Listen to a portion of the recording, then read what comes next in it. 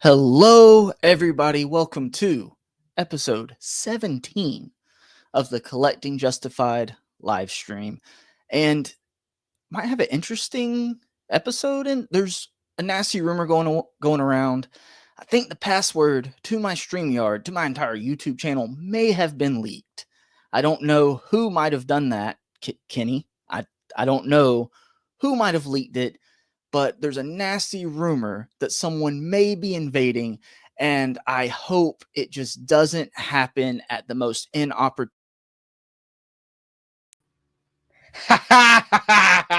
He's got a mole and he doesn't know who it is. Pow! And welcome back to the invasion. This is like the mid 2000s all over again when WCW were invading the WWE. But unfortunately, I am the superior. It is, of course, 1 o'clock in the morning for me. So the eyes, bags under my eyes, maybe a little bit darker. My dog, I'm trying to get to sleep in his bed there. Can you see him? Poor Ted. Ted, say hello to the crew. We have both invaded. He has no idea what's going on, but we have invaded Justin Collects. Justified no more, or am I justified now? Is that confirmed? I don't know, but either way, I am here to be the Grinch of Christmas, I suppose, and just cause havoc. I have nothing planned or anything. It's 1 o'clock in the morning. I've just made myself a cup of tea to give me the energy. And I guess I'm here for as long as I stay awake for. So yeah, until the password gets taken away or changed, I am taking over the channel. So I need to go and start plugging this in different places. Where should I go first? Okay, I'll go to my YouTube first and plug it in my community tab and let the people know that I have took over the channel. So if you are, I need to open up the chat. I have no idea. I haven't even opened the chat yet. I have no idea what's going on because there's no rules on this show, apparently. I've been watching it for the last couple of weeks and Justin's like, oh, there's no rules here. We just do what we want. So I'm just going to be very casual with it as well and just do what I want. So I'm going to go over to my community tab and say, I have taken over Justin Collects YouTube channel. Come and watch the havoc right now. Come and watch live. Right, beautiful. Come and watch live. Let the chaos begin. Let me add a video there. Let me put that there. And then I'll come to the chat. And then I promise I'll see if anything's going on.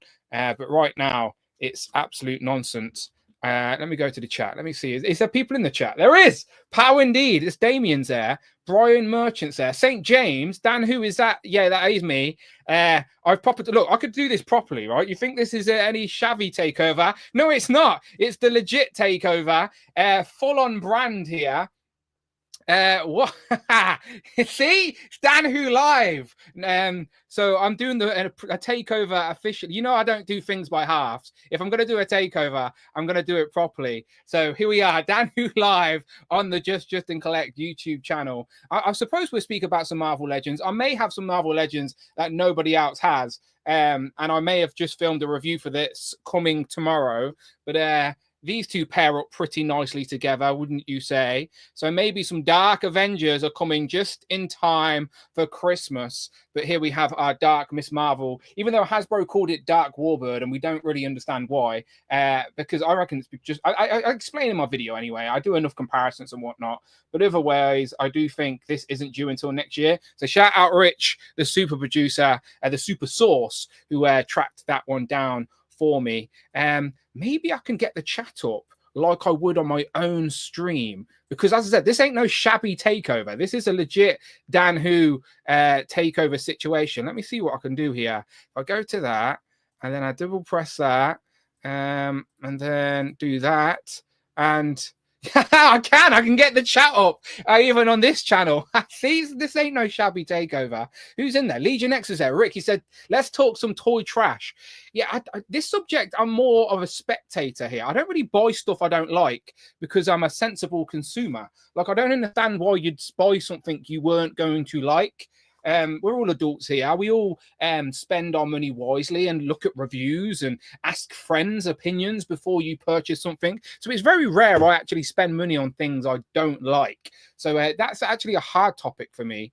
It's why a lot of my reviews are people moan at me for being positive all the time. But I'm like, I'm not reviewing things for the sake of reviewing them. I'm reviewing my collection as I purchase them with my own money. So of course I'm gonna more likely like what I'm buying, if that makes sense. But some people are idiots. Only 1 a.m. here. Weekends after streams like these. Yes, stay awake with me, Damien.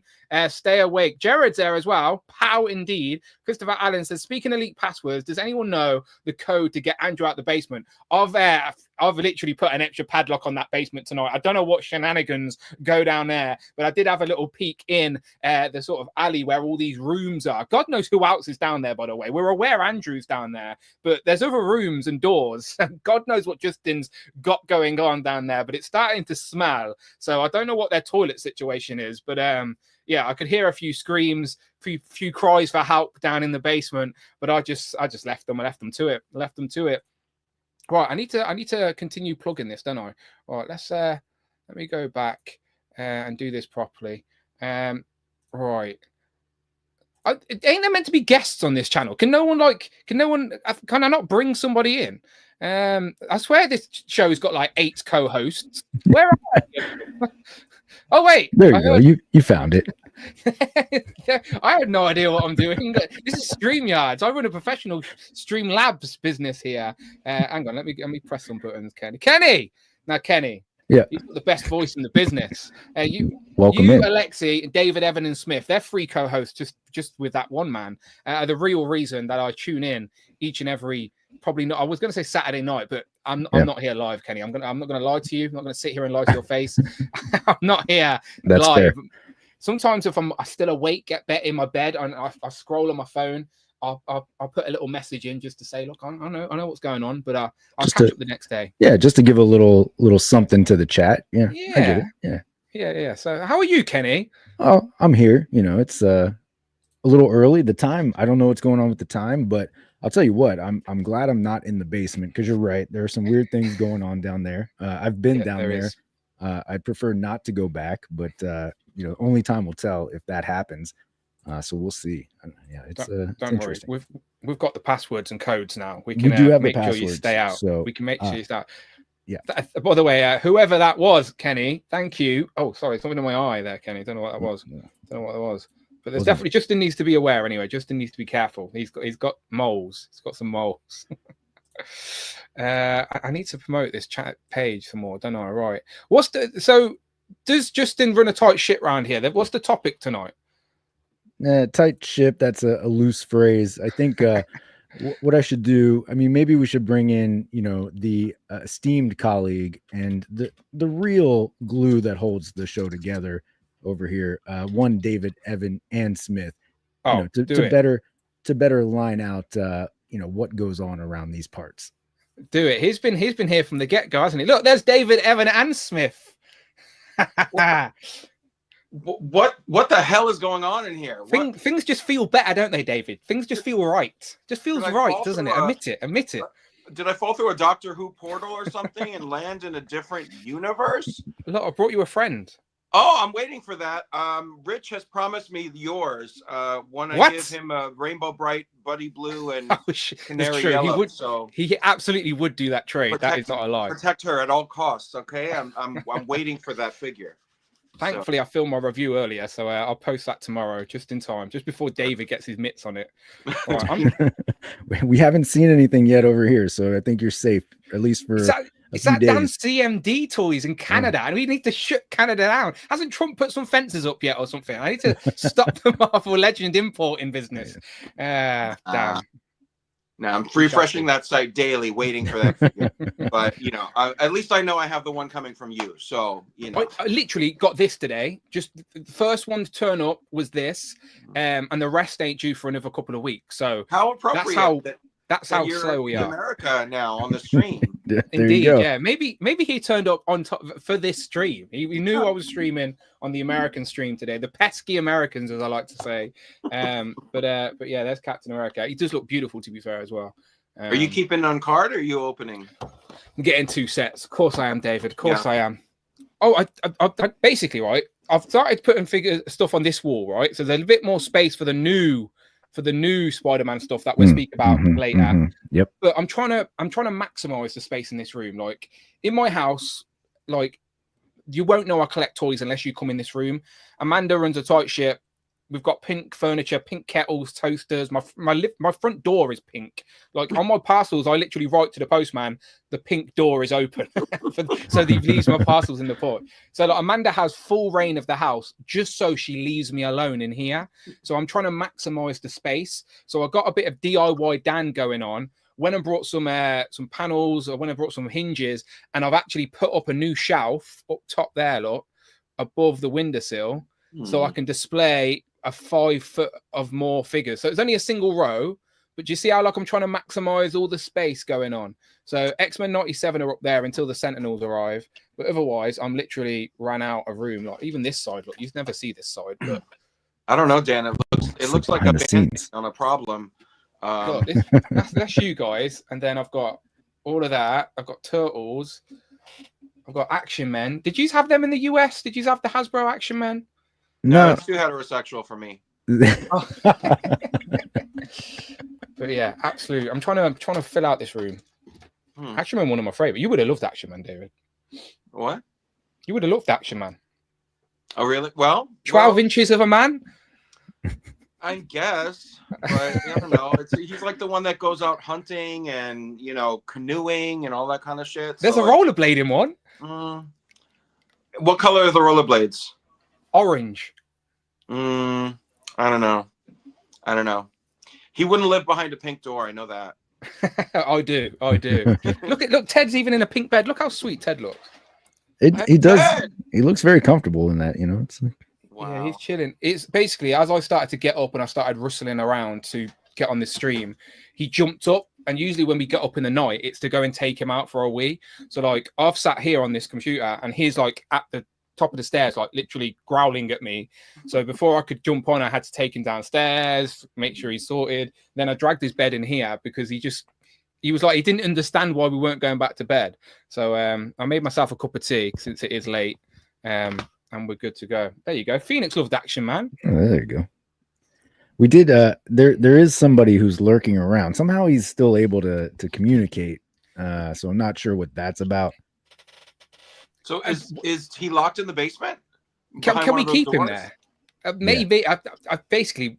I got the passwords off He Who Shall Not Be Named, and I thought I'm going to jump in and cause havoc today. But I don't even know if we can keep him out. I don't know if he's got like some backdoor keys or what. But yeah, he's lurking. He's lurking anyway. I think I found a good spot. I mean, I think somebody found a good spot to put him. But it is his basement, so at the end of the day, he knows all the trapdoors. Exactly. There's a chance. Jesus, this is terrifying. I'm gonna post. Is Alexi coming on tonight? Alexi will most likely not be on tonight. He had a paper due, so he may. I see how it is, Alexi. All right. I see how it is. Dan's here, and he's like, "No, I can't be asked." All right, fair enough. Maybe Alexi was the leak, and he's staying away. Oh, yeah. That's what.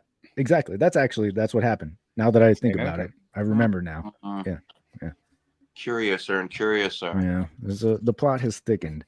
Yeah, I know I'm not the leak. I know that. I haven't leaked a day in my life. I know Justin wants to talk about a certain topic tonight, which is all fair game.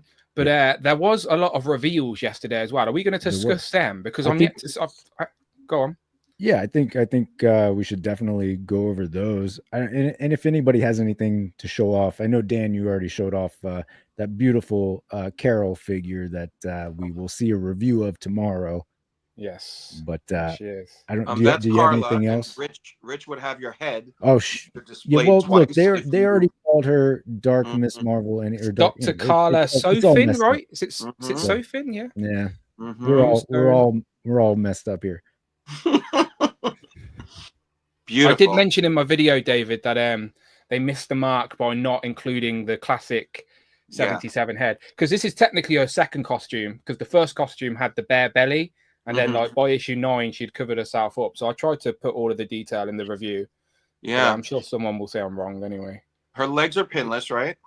Yeah, completely pinless. She's got different legs, and she's got more more, if you know what I mean. More. Like compared to Warbird, she's got more. Like I'm sure you know what I'm trying to say. Is that the Phoenix body? More. It could be. It's not. So basically, she's got different legs and different upper torso to the Warbird, but otherwise it's the same articulation scheme. So it's not exactly the same. The thigh cut's a bit higher as well because she hasn't got those boots on. But yeah, her she's got more, like Moonstone should. Carla definitely should. That was a criticism of the re-release of Moonstone a while back. So maybe they were listening. The calves, they are flesh plastic with black paint. Yes. Okay. Yes. So boots are painted on. Wheels are turning on customization because some like fully bare legs on a female body are a good thing to be able to swap around to the figures. Yeah. She's fully bare all the way down just to the paint on the boots. So yeah, just her boots are painted. So no sculpt work on there either. So it's all flat. So yeah, actually really good for a custom, to be fair. I'm also trying to think if the red matches Red Widow, I might want red legs on there for Dr. Minerva in that costume. Interesting. Okay, I think Red Widow is a bit brighter, a bit more vibrant in the red, but close. But still, she's really good. For I know the nitpick of this figure is that they didn't include the extra head so we could have doubled up for a classic Miss Marvel. But for a for a Moonstone, like for our new Avengers, like it's honestly really good. So it looks so good. The group picture, the team picture you posted looks amazing. Yeah, like that. And again, I know that's not exactly perfect either. So I try and caveat that in my review by going, before you come at me at the comments, I'm aware that these characters and costumes are a little bit wrong, but I'm just trying to create what could be and what we can currently do. But yeah, I'll post it tomorrow anyway, but it's nice to get one up on the pesky Americans. Damn you, MCU collector. Did you see Dan Yoon's post with the omnibus books that he has? Yeah, he knows what he's doing, doesn't he? Yeah. The Uncanny X-Force and Excalibur are the ones that are most interesting for me because we need Rachel. We got to get Rachel. But also like and I'm 100% Rachel is where I went to with that post, because like she's also the characters that are like revealed in that with the overlaid books. Like I imagine that he's highlighting. See, again, thinking way too much into it, but like I think he's highlighting specific characters and who's not covered by. Oh yeah, because isn't it Strong Guy at the back? Right, and there's a rumor of a deluxe Strong Guy release this coming year. So is he going to be in a different costume? Is he going to be in that 275 kind of costume, or is it going to be like X Factor 2.0 costume? Or just a straight up re-release. So who knows? But I'm excited and curious to see. All right. I'm posting that we're live on Twitter, YouTube, and Instagram. The takeover is officially happening. It's happening. I'm live right now. Have you tried Blue Sky, Dan? I haven't, no. But I was a little bit out of the conversation, and I didn't really understand why people were moving from the platform. Now I'm a bit clued up on the situation, so I probably will go and create an account, but I don't post too much on Twitter anyway, apart from when I'm live on I just use it as a form to spread awareness essentially, but I don't really post and write any comments or thoughts. Instagram or YouTube are my two that I use. So yeah, like I made a TikTok, but I'm too old. I don't know what I'm doing. I don't know how to grow. I made and because I live stream like regularly, I thought Twitch would be a good place for me as well. Right. So I made a Twitch account, and I paid for the premium Streamlabs so I could multicast. But like, I don't know how to promote on Twitch. Do you know, if you know what I mean? Like, my community is definitely, because I do think community is key to building a platform these days. It's not so much numbers, because you could have 1 million subscribers, but if no one's watching or engaging, what does it matter? It's just a number.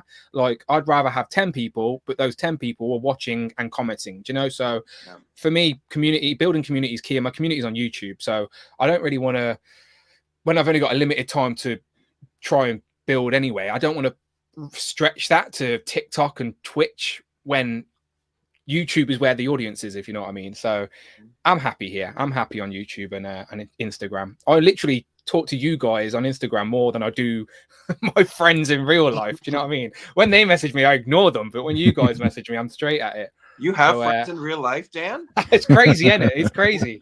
I actually play football twice a week with 2 completely different sets of people. So yeah. So I stay active there. That's why I'm a lot my time for my that's why my schedule for YouTube reviews is, and not reviews as such, but live streams is so strict, because me and Amanda are just in a routine. And like every other weekend when I don't do Legend and Liquor, I go out for a roast dinner with her, because she gives up a Sunday evening so I can do Legend. Let's be honest, that goes on for a while. That's like my Sunday evening gone. So yeah, compromise.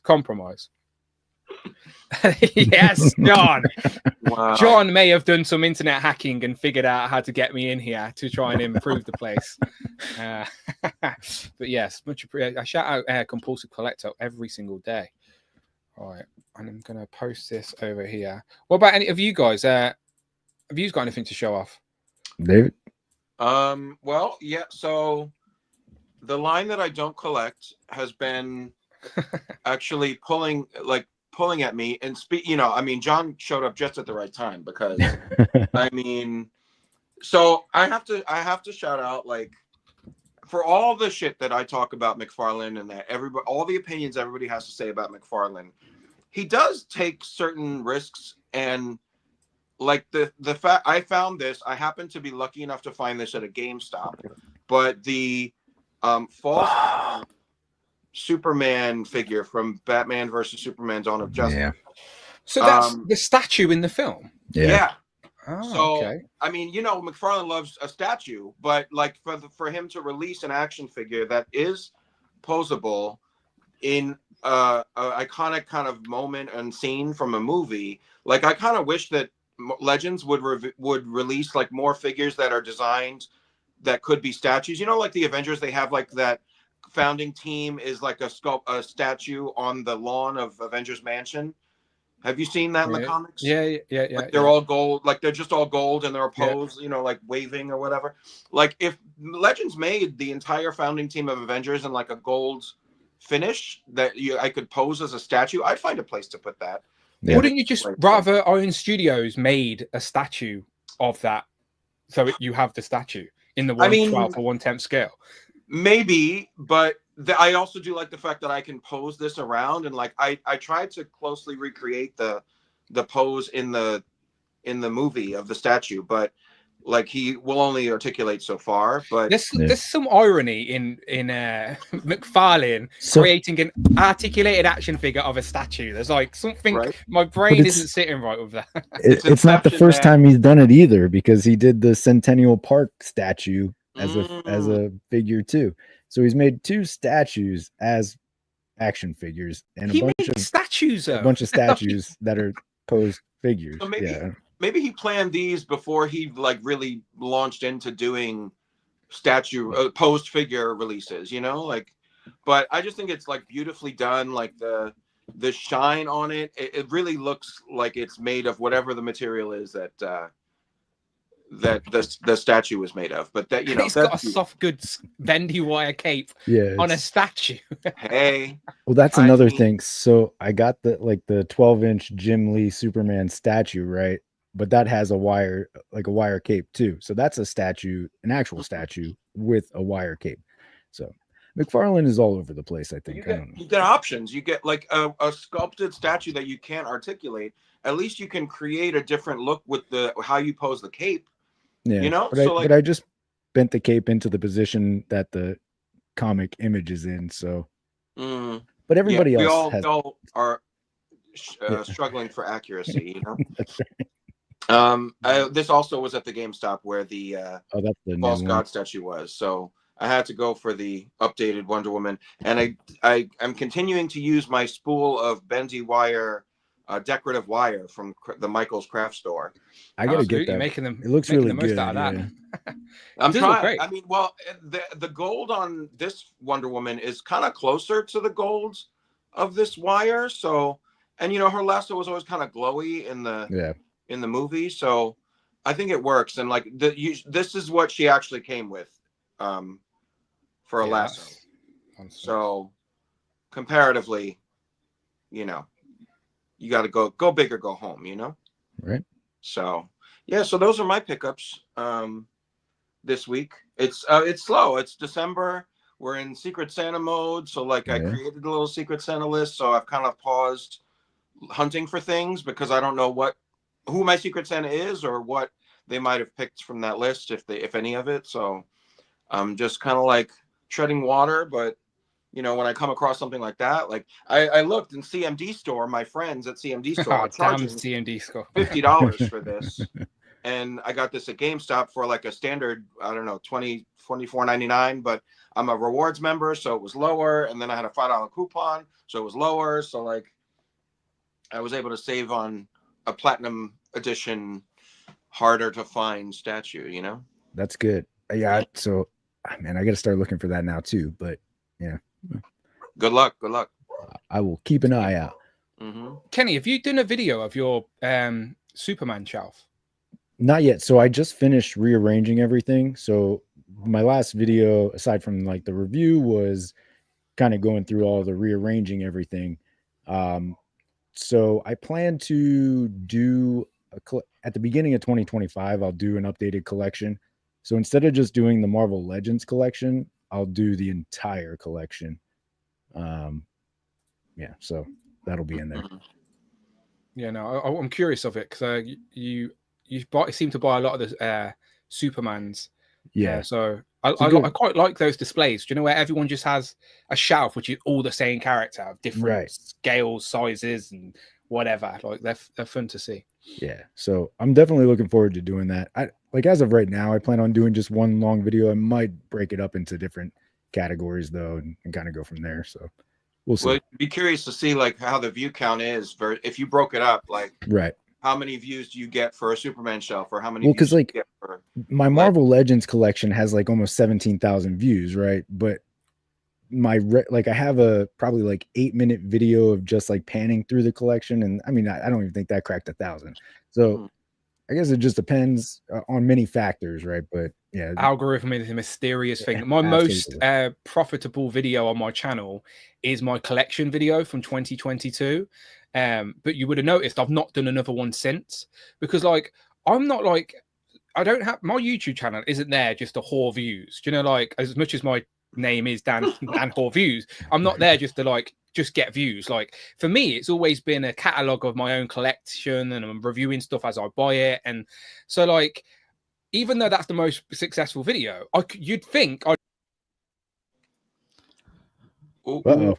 all the tea in the ocean. I swear. All of it's going in the ocean. I don't care anymore. What's going on? What's happening? You know, hold on. I've got to get that bad taste out of my mouth. We got to restart.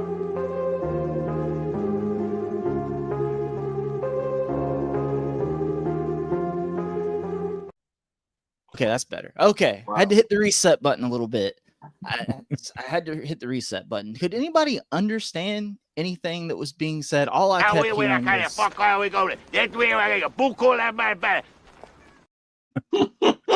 I don't know. David, thank you for unhacking me and letting me back in. I appreciate it. But it's late. It's late at night, so I figured let's bring Dan back in. Let's bring Dan back in. I was about to go and have a little nap with Ted there. Not a problem. Wouldn't have bothered me. We had a good run, lads. We had a good run. But good night, everybody. There we go. So I mean, I get hacked and I disappear and everything goes out the window. Yeah, we have no rules, people. We didn't even do the housekeeping. Come on, David. That's true. We come on. I expected better. I don't have access to the list of the members. I'm just a victim here. I just showed up and I'm trying to figure out, just like you, what the hell's going on. Dan's running the show. Look, I'm just here to cause riot. I just want everything to go wrong. But so bam, here we go. My wonderful, the Dan Who Inspired housekeeping segment. Thank you so much. That's what that was down there. Oh, that's my bad. This is, of course, Collecting Justified on the Just Justin Collects YouTube channel. I'm Justin. Right under me, you see, is David. Above me is Kenny, otherwise the snitch, the keeper of passwords. now I've got to go through and change everything. I got to check my bank account. I haven't checked my bank account. No, don't worry. That's fine. I swear. Isn't it usually empty?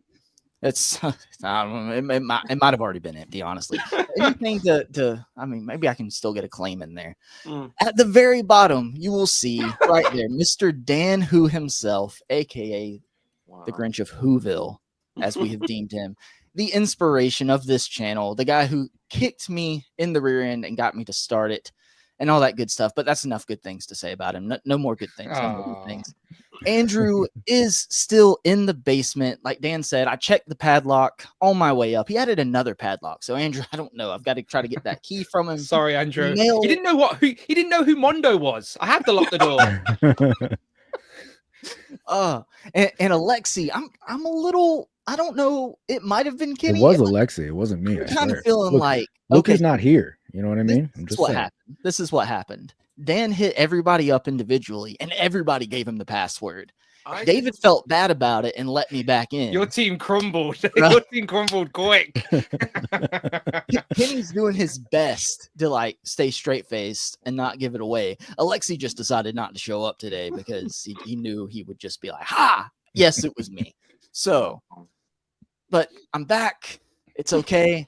And speaking of Andrew in the basement, the Free Andrew from the Basement Fund is open. All super chats go towards Free Andrew from the Basement, and also ring light update. Still broken. Still broken. Yeah. Still working. Still working. So nice. It gets nice and bright still, even 3/4 of a ring light. But so make sure you super chat, super thanks, whatever.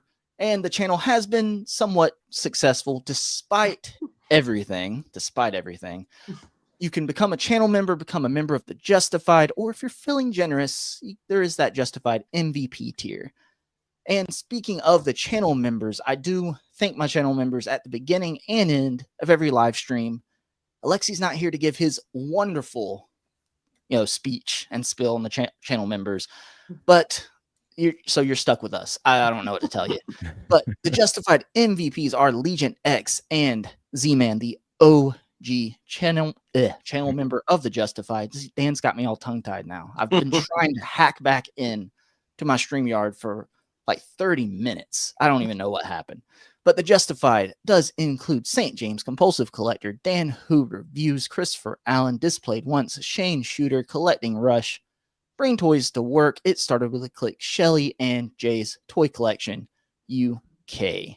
Thank you everybody for being a channel member. And that leads us into the slide I added right here of the topic right here.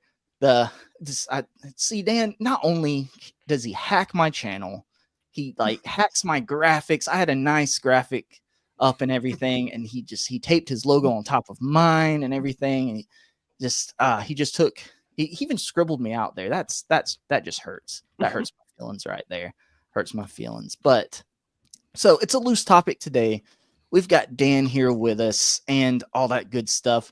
We're gonna talk about, I guess, our three in theme of the Grinch being here, theme of the Grinch stealing the live stream, and we're going to talk about our three worst figures we picked up this year.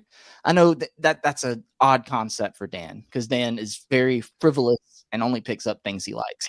It's got to be things you like a little less, Dan, right? I'll have a think. I'll have a think while I'm here off the top of the dome. I'll have a look around. See, the three of us, the other three of us, have no problem because we also don't collect McFarlane. So there's always some stuff that maybe a little bit of regret, a little bit of buyer's remorse. But a disclaimer for me is just because I might still like it, like this Lightning Strike Batman. I like it. A throwback to the Kenner days. Is it a good figure? No. No, it's not. But it's cool. So I can justify it. Don't tell Compulsive Collector, but do justify that purchase. But I think I interrupted pickups. So sorry. Yeah, Sorry I interrupted my own show. I apologize. I apologize. Who were we on here? Who were we on? Oh, hold on. Wait a minute. I guess Dan felt so, I'm sure we've all seen every incarnation of the Grinch story. He comes in, he steals everything, but then at the end of the day, he's you know, he's got a big heart. It grows what, like 10 times its size. That it was the heart, David, the heart. That was the 10 moral times. of the story. The heart. And he ends up giving. So Dan, who did gift 5 channel memberships. Thank you, Dan. Thank you so much. And I do want everyone to remember that now that you're a member of the Justified. Don't forget, you're my #1 customer. I just wanted that list to get longer. So you just every week you just Alexa's gonna be yeah. like next week gonna be like, oh shit, where are those new? He's gonna have It's to really a start learning. list Shout problem to deal with. So out Cedric, Brian, Joe, Kevin, John. You are welcome. You're welcome. Yeah, make sure you're subscribed to Dan Who as a thank you, and then you can unsubscribe. I don't care. No. But no, for some reason, StreamYard doesn't show who gets the memberships in the chat. That's why I always have the chat open on my phone right here beside me too. So Look, the takeover is real. I can show you on my screen if you want. Go to my screen. Oh gosh, okay. I'm good anyway. I'm good anyway. I'm good. I'm good at this shit. There you go. See, a Streamlab inside of a StreamYard. Yeah, see, I'm good, and I this is I'm a professional at this. I've took over a channel before. There you go. The overlay inside an overlay. Yeah. Look, I'm on theme. I'm on theme everywhere I go. Yeah, shout out Cedric, Brian, Joe, Kevin, and John. You are welcome. Gifted channel memberships. Are you here live? Like, that's a genuine thing I'm trying to figure out. Apparently, you can get gifted a channel membership even if you're not here for the live stream. It's based off watch time or something like that. So if you're watching the replay, leave a little comment. Let us know you are watching. Exactly. And also make sure that in the chat, I think when the channel's live, you have to like opt in to memberships. You used to be able to go to a drop down menu on the side and do it, but I think they took that away, and now you have to opt into each individual channel unless there's something deep in your settings you can do. I saw it pop up at a live stream I was watching that I had been gifted a channel membership at that live stream before, I think, and it gave me the option like, would you like to opt in to gifted channel memberships? I was like, okay. Greg Finstad gets an email from me weekly from gifted channel membership. I don't think he's ever purchased one, but he's been a channel member for ages. Of course, Z-Man is here. Z-Man's always here. Z-Man never sleeps. Never sleeps. Go to man. bed. I don't know if you know that. Go to bed. Legion X, of course, is he's having a good old time, a grand old time. So, guys, who were we on pickups? Who did I interrupt? Whose toes did I step on? Kenny. Kenny. I don't feel bad then. I don't feel bad. That's fine. I don't feel bad.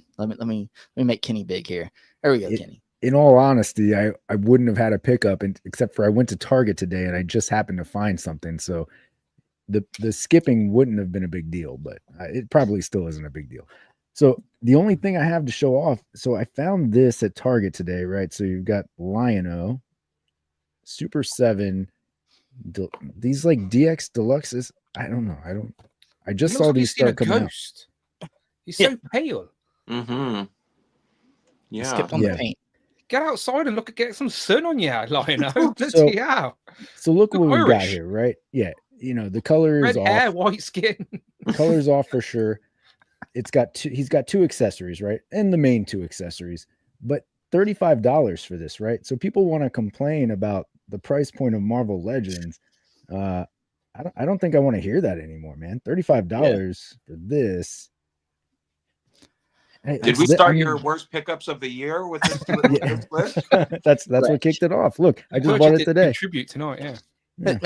Super 7 has its audience, and I have some Super 7 figures in my collection that I love. It's not all bad, but their price range is, I think everyone can agree, it's a lot higher than we wish it would be. And that Lion-O, it does look really pale. It does. So, these are Super 7, and these are so good, by the way. So I know you're dissing Super 7, but some of the stuff they do is so good. Like, the turtle stuff, like, don't get me wrong, the price point's high, granted, but like honestly, this is so cool. It's worth it. His staff is turned into a bloody basketball net. He can hold a basketball. He's wearing like glasses that actually come off with his tongue out. And then I've got Donnie as a rocker as well with his guitar. And now his staff is turned into a microphone stand. Like honestly, these are really, really good. So Super 7 a hit and miss for sure. Is there a handle on the back of the baseboard for the basketball? Like a shield? Is it like a shield? Yes. So you can take that off. That's so cool. and then take that off and then turn that into a shield, and he has interchangeable heads and hands. Nice. And of course that all comes apart, so that comes apart to the sewer, and you can take that off, and now he's just got his regular staff again. Clever Staff. clever girl. Yeah, it's good. Honestly, I was really impressed. Because I'm definitely picked slow. I was all in on these turtles for a while, but like they've moved over to 2003 now, haven't they? So I thought I'd backtrack and pick up a few Donnies, and I do not regret it at all. These are really nice, much better than that pale Irish lion. Yeah. To be fair, I like that they're doing, sort of a more retail friendly line, but this should be about $25, not $35. And that's a Target. You got that at Target? Target, yeah. I like that it's a second opportunity to get the key characters. Right. I do think like some people, when they discover a line at a later date, sometimes they feel overwhelmed because there's so much, or all the key characters are just so expensive. So I do think the concept, like Kenny said, of putting the key characters out at retail again with a slight difference, so collectors feel like theirs is still like special or whatever. But like Kenny said, you got to feel the value. I've got a lot the Thundercats hoe up there. Oh yeah, that Lino looks so much better right there. It does. Yeah, skin. I kind of just want to go and backtrack and return this. I don't know. We'll see. Is it you have to tear the card, or is it one of those that slide up where you can check out the figure before you return it? Yeah? No, it's definitely like on card, so you have to rip it out. Yeah. Crap. They do that so nobody can return them. Exactly. Is the original Lino really expensive for you guys over there? I don't see it very often, and like even at the like local comic shops, they have some of the Super 7 Thundercat stuff, but Lion-O never seems to be around. I don't know. That's just for me in my area, but the two kids, Wily Kid and the other one, really expensive, like over £100 over here in the UK. So like I wanted to complete like the core team, but I didn't pre-order them. And like now, obviously, Super 7 are they're condensing their stock, ain't they? Now they're not ordering shitloads, so things go on sale.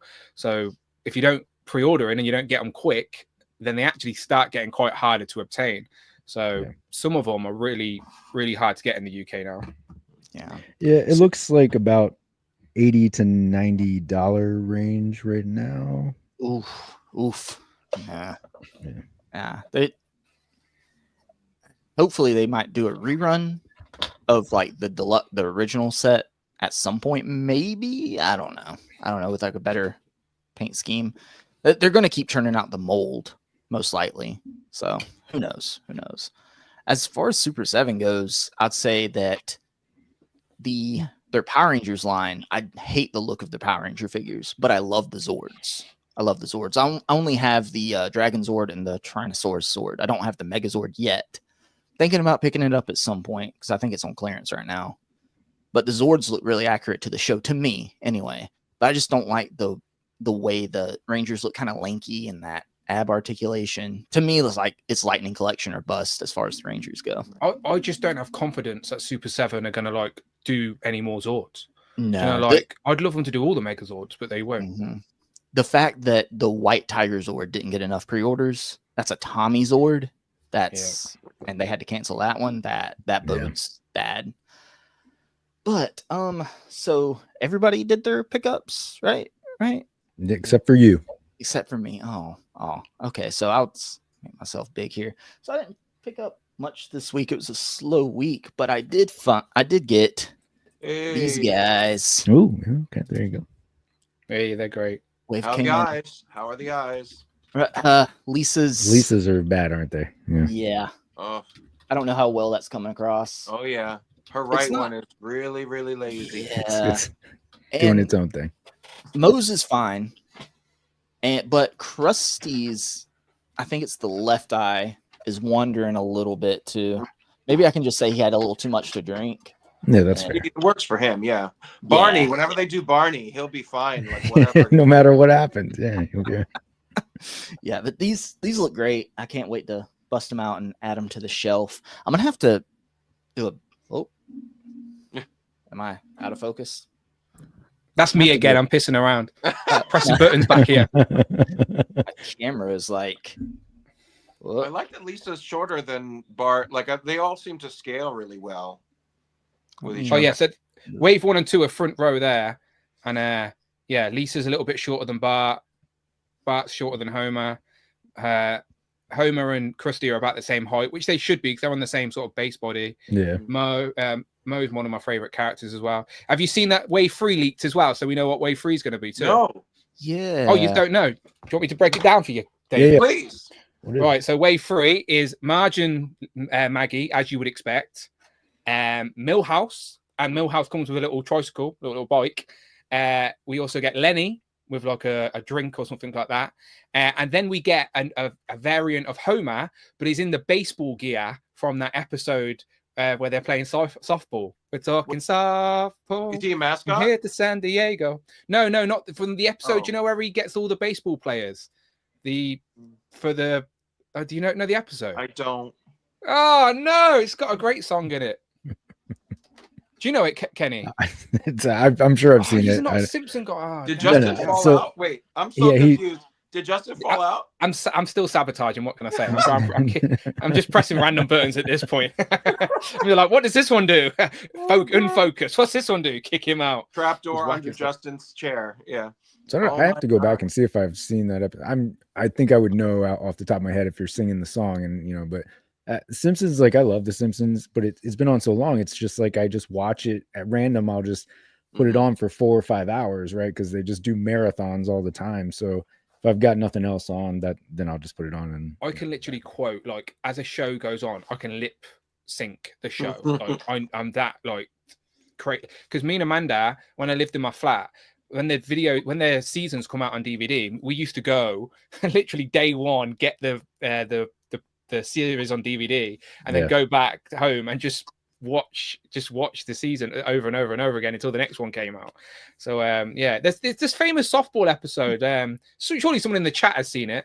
He goes, the power plant has done it. It's true. It's a true. So you said it's Milhouse, Alexa. Marge and Maggie. Homer Yeah, and Milhouse, Big Marge and Maggie, Lenny and Homer in Lenny. that. Yeah. And I was concerned about they didn't show package pictures, right? We've got pictures. Yeah, got pictures. Because It I leaked was worried on. Marge wouldn't fit in the package with her hair. So we've not seen the package pictures, but we've seen pictures from the back of. They're releasing the Krusty Burger in the smaller scale. Do you know, like they did the house? Mhm. Uh-huh. Do you know, in the 2.3 Yeah. they're doing that. So it seems like they're going to do more play sets, but the play sets are just like 2 pieces of cardboard stuck together. I know they're trying to bring the essence of what Playmates did with the environment, but it's just not the same, unfortunately. Yeah. But on the back of that packaging, it shows you what the next 2 waves were for the small scale and the 5-inch collector scale. Yeah. Which is interesting because like Jax does a really good job with the Mario stuff, right? And the play sets and everything like that. So, so I like that they're doing it with the Simpsons, but interesting that they're, I guess, doing cardboard. It makes sense, but yeah. I just wonder if they'll have to like cut a hole in the top of the box for Marge's hair to like stick out. Like it's just sat off to the side. You have to pop it on. Maybe she's headless and you just have to like pop the head on. Yeah, it's The marginally terrifying until you put the hair on. The boxes were decent sized. I think they could make it. I just thought work. Homer filled it up. So like if you think Marge is going to be taller, like you're right. I was worried. Like I really was worried how they would do it. There's a lot of plastic down there at the feet, so they could just remove some of that or have her more inset right there, maybe. I think don't David's know. right. I don't think the scale is going to be perfect, unfortunately.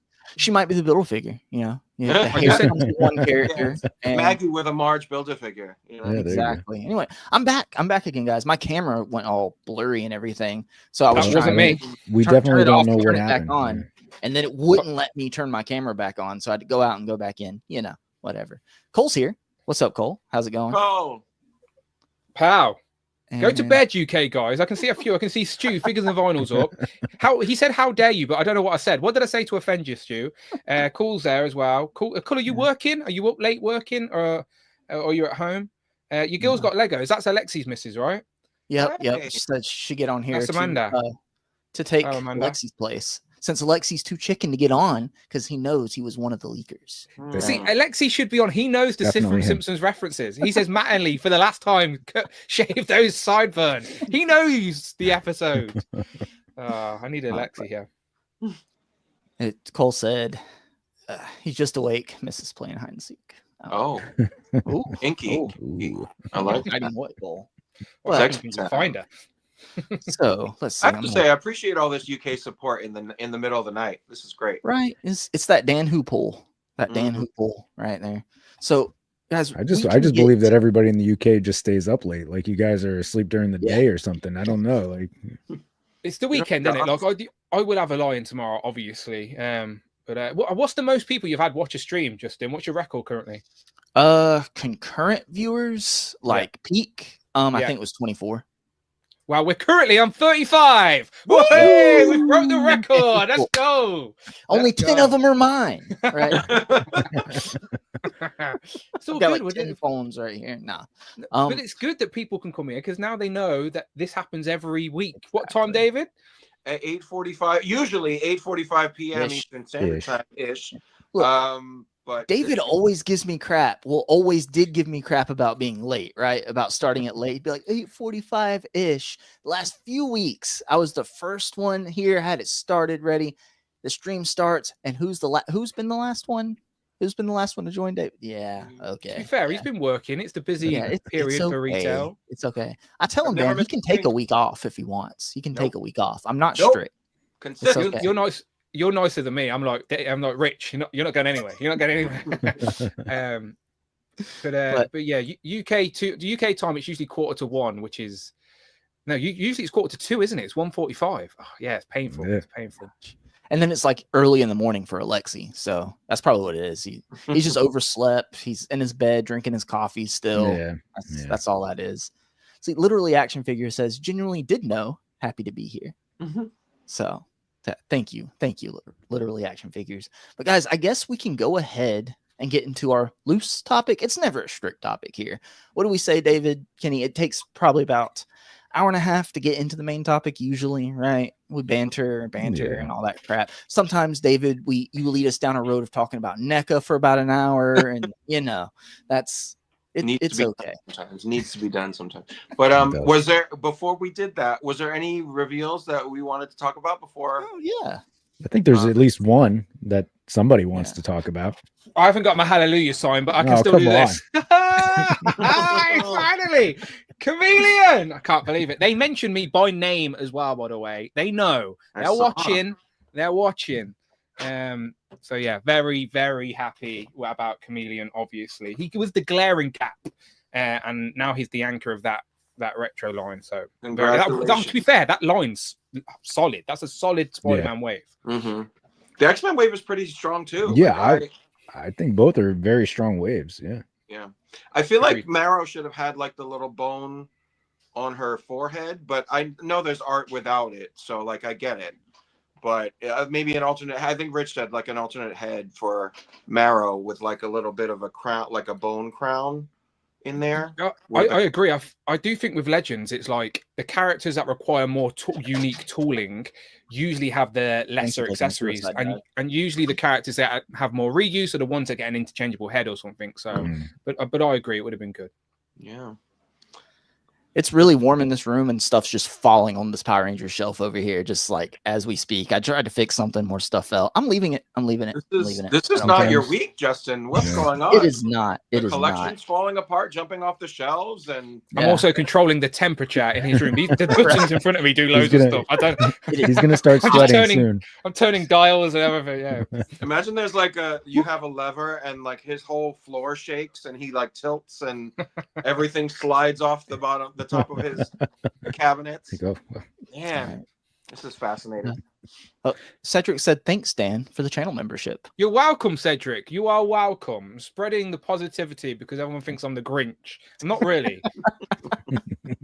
Look, I can't take credit for it. It was Kenny's idea. It was Kenny's idea down there. He put the bug in my ear. I did all the editing and the work on it, but it was right there, right? You know, if I had a green Grinch costume, I would have wore it. I promise you. But that would have been amazing. You don't have a T-shirt with the Grinch on it? No, I don't. I only have T-shirts with my own brand on. I'm always repping. You got to rep. You got to rep yourself. You got to stand behind your own brands. I should have got a Christmas hat. You're right. Here we go. I got this right here.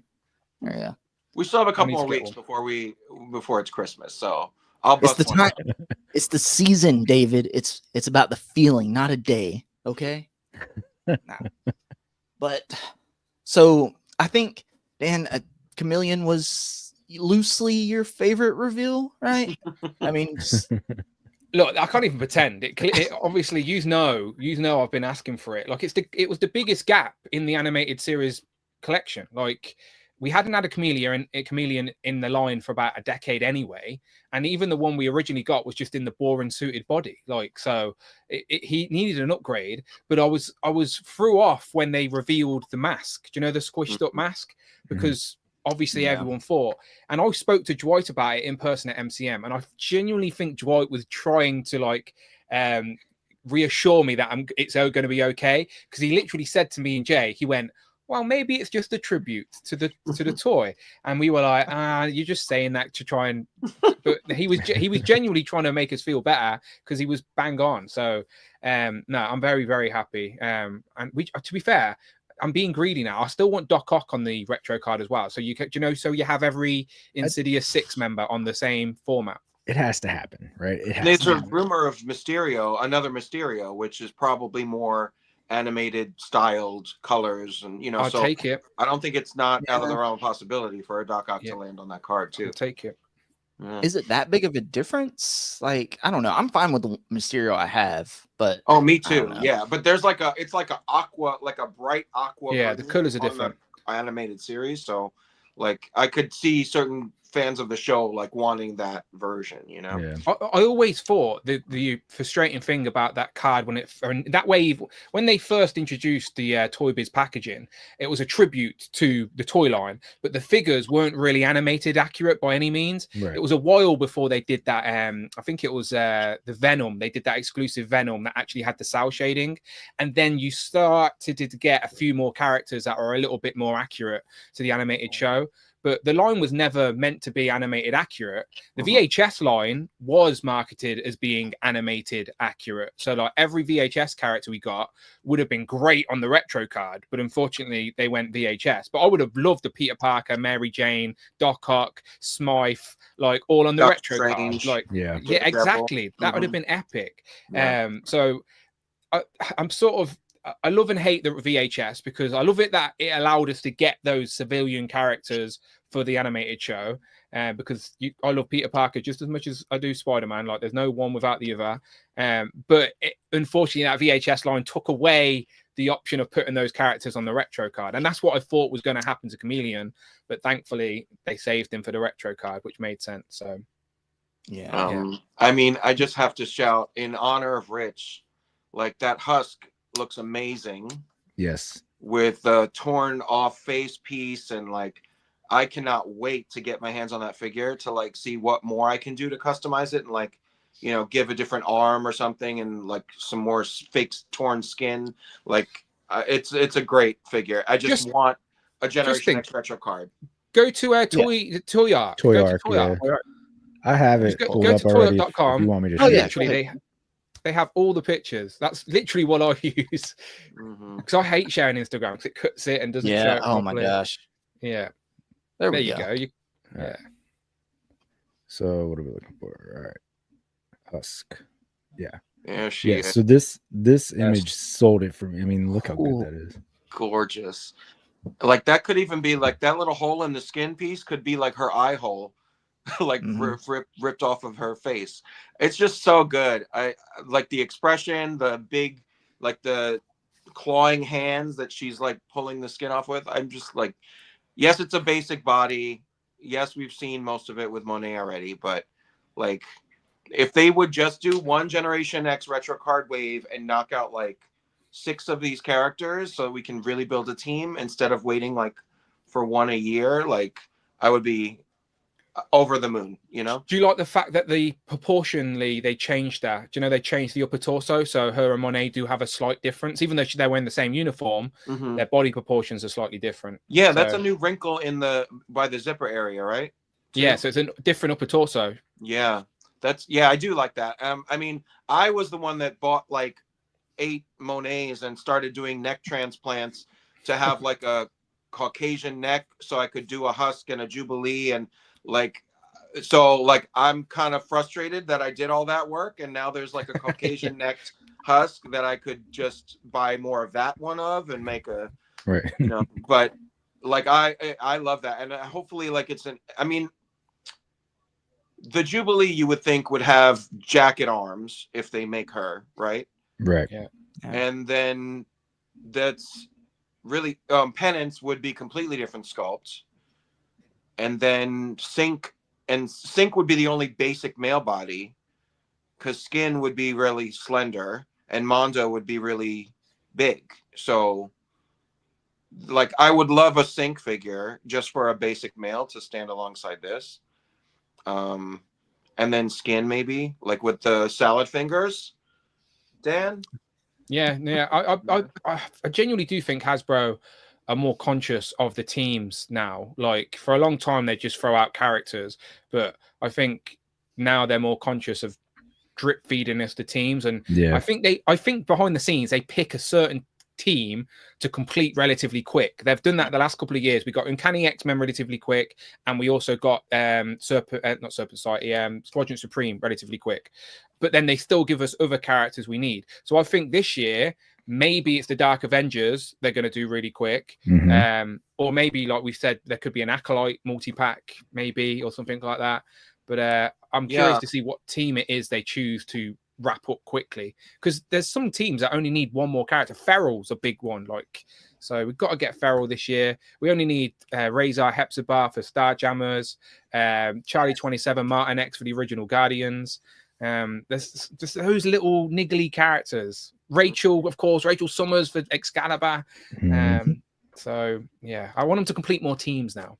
I just feel like it's such a missed opportunity. Like when they're in a team uniform, and you could do so many heads on the same body, like Fabian Cortez could have come with 2 more heads, and they would have guaranteed you buying 3 of them in order to do all the heads, like Danny Moonstar. Exactly. Right. So like, why walk away from that opportunity? Like, you know, you're going to get our money. Like, if you put 3 heads in it, I'm buying it 3 times. That's baseline period. Like, so it's just like, let us build the team quicker. You know, I'm just so impatient. I'm sorry. But very exciting with the possibilities.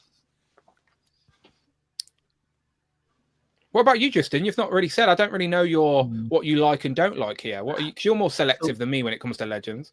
Definitely, especially here lately. So for me, the standout of all these reveals is, of course, Chameleon, because I base most of my Marvel Legends collecting are my mind's eye of growing up watching all the animated series. So even the comic figures I pick up lean more towards their animated looks. That's what I gravitate towards. And I collect so many different lines, I have to limit myself so I don't collect. I've really trimmed off on my Marvel Legends. But this Chameleon is a must to go right there in my Spider-Man animated series display. And I love that. I wish we would keep get multiple animated series figures per wave, but it's just not going to happen. They have so many characters to do. And what we're seeing is they're splitting like the waves by, you know, Toy Biz, retro cards, and like the new era cards. Right. And that's good. And I understand from a company perspective why they would do that. I'm just happy that we're still getting animated series characters, even if it's just 1 per wave. That means they're still trickling them out. And kind of, I'm happy about it in a way too, because that means that we're hopefully going to get the best versions of the animated series figures. So like with this Chameleon, he's pinless. All the articulation looks great. So I'm okay with them waiting, because it means we're going to get new technology the longer it takes. Hopefully, you know, and like the best version. So later on down the road, we're not getting like a pinned Chameleon, and then later on down the road, they bring the VHSs back and it's a pinless Chameleon and we have to get it. You get what I'm saying? So it's like, this is it. That's Chameleon. That's the only one you'll ever need for your animated series display. Bam, on the shelf, done. And that's the way I like it. Dan Yoon did say as well that even though the VHS line has stopped, they're going to still do animated series figures. So this is just one of multiple we're going to get this year, I think, because even though they're splitting the actual wave into half modern, half retro, which is fine, I don't mind that at all.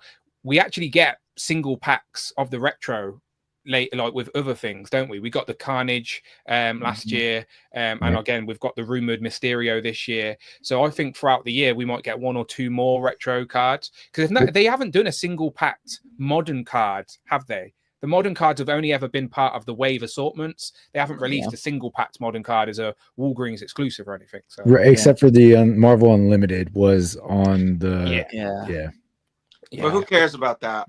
Right. But it's not a retail. It's not accessible. No, that's fair. That's fair. That's not accessible to just the buy, is it? So, but at retail, neither were the Walgreens exclusive. So typically, I guess for you guys, I guess. And typically, they'll do like a deluxe card as an exclusive, like Rhino and Kingpin and all. Like those were. It's been years. It's been years, literally. So that might be where your retro carded Doc Ock comes in, Dan.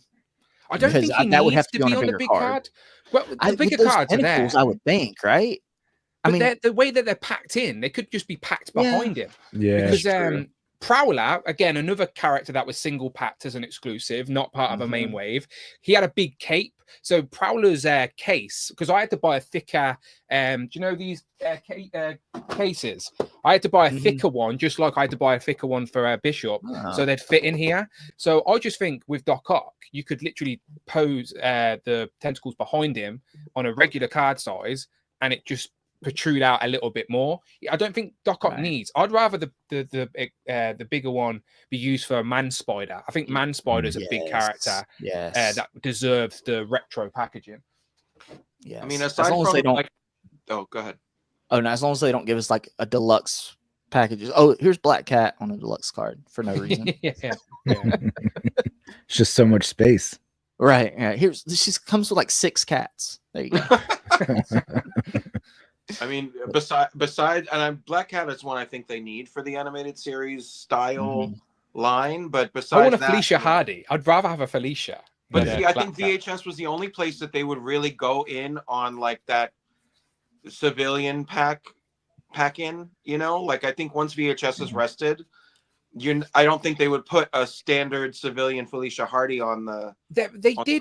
Wave 1 got Peter Parker and Gwen Stacy in Wave 1, and they haven't done then since then we have got like J. Jonah, who's another civilian. Who else we got? These are A-list civilians. They're not. You're not going to get. Okay, granted.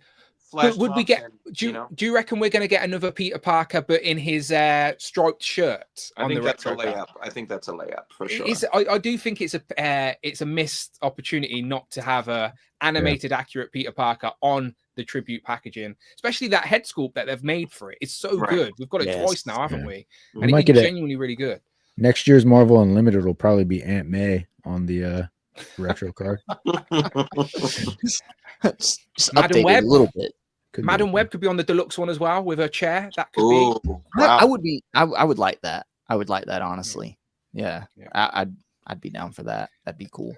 I'd buy Passerby number 3 on the fucking retro card. You know what I mean? Like I'm a sucker for it. Just any background character. I'm really worried about you, Dan. Though you don't have wall space for it. I'm running out. I know. Yeah, Passerby 3 is where you should draw the line. Yeah, maybe then. Maybe then I'll start using some wall space in Andrew's room in the basement. I'm sure he'll be willing to rent out some of it. There's a whole look at that window. Look how much real estate that window takes up. I don't even open the blinds because I don't want my figures to get sun damaged. So like I just start covering the wall. I don't care. I just need Amanda to not notice. So I have the same thing. Like in my room, there's a window, right? But I just got a giant poster and put it over the window because I'm like, I don't need a window down. It just. Yeah, Amanda's having none of it. I have planted that seed to her. I can do that. She's not having none of it.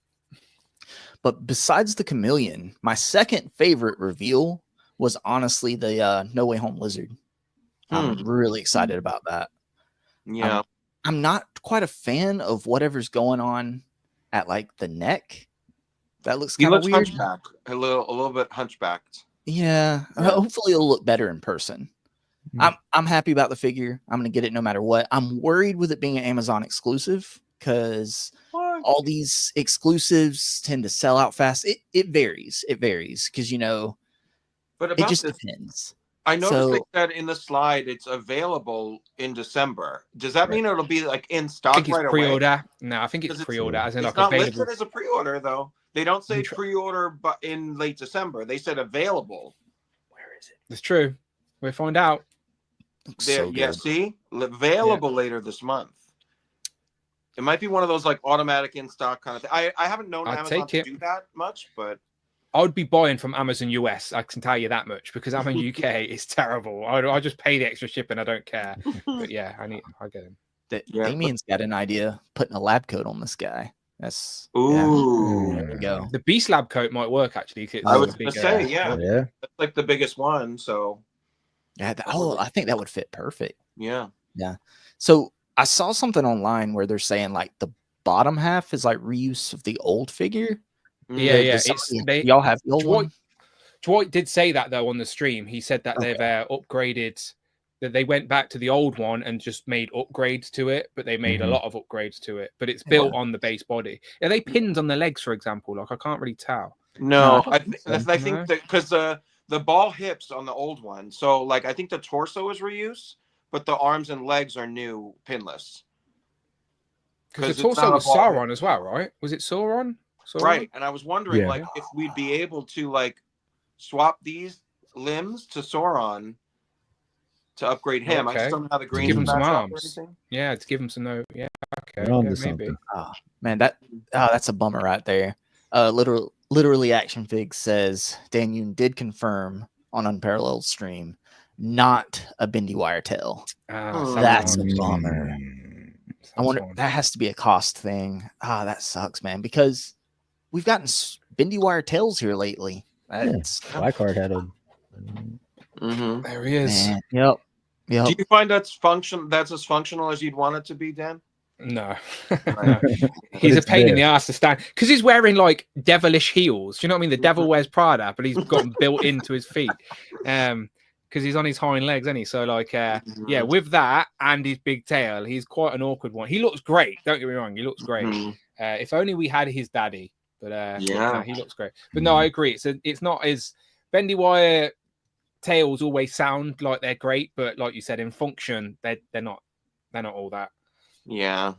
Yeah, it's a nice option to have, where a little bit of movement is usually better than no movement. Honestly. Well, also it helps you with the real estate on your shelf, because if that tail is like sticking straight out long, oh yeah, like you're gonna It eats up so much space. Yeah, I actually like it when you can remove. Like I can't remove the tail on Blackheart; it's stuck on him. I actually like it when you can remove the tail, because when, like you said, when you're displaying figures on the shelf, sometimes the tail gets in the way. So I just take off the tail. Like some of my Triceratons in my Turtles display have massive tails. So like I take the tails off so I can put them on my display front on, and you can't even tell they're missing, but it clears so much room on a display. So yeah, I don't know how I'm gonna fit this guy in my No Way Home display, or like Spider-Man, not No Way Home, Spider-Man live action display is getting a little crowded. With you got Doc Ock up there, Mysterio, Vulture, and I've got the huge movie Carnage up there too. Those take up a lot of real estate. Yeah. Did you see the guy? I don't know who it was on Twitter or Instagram, but someone brought like a crane, like a 1/12 scale crane,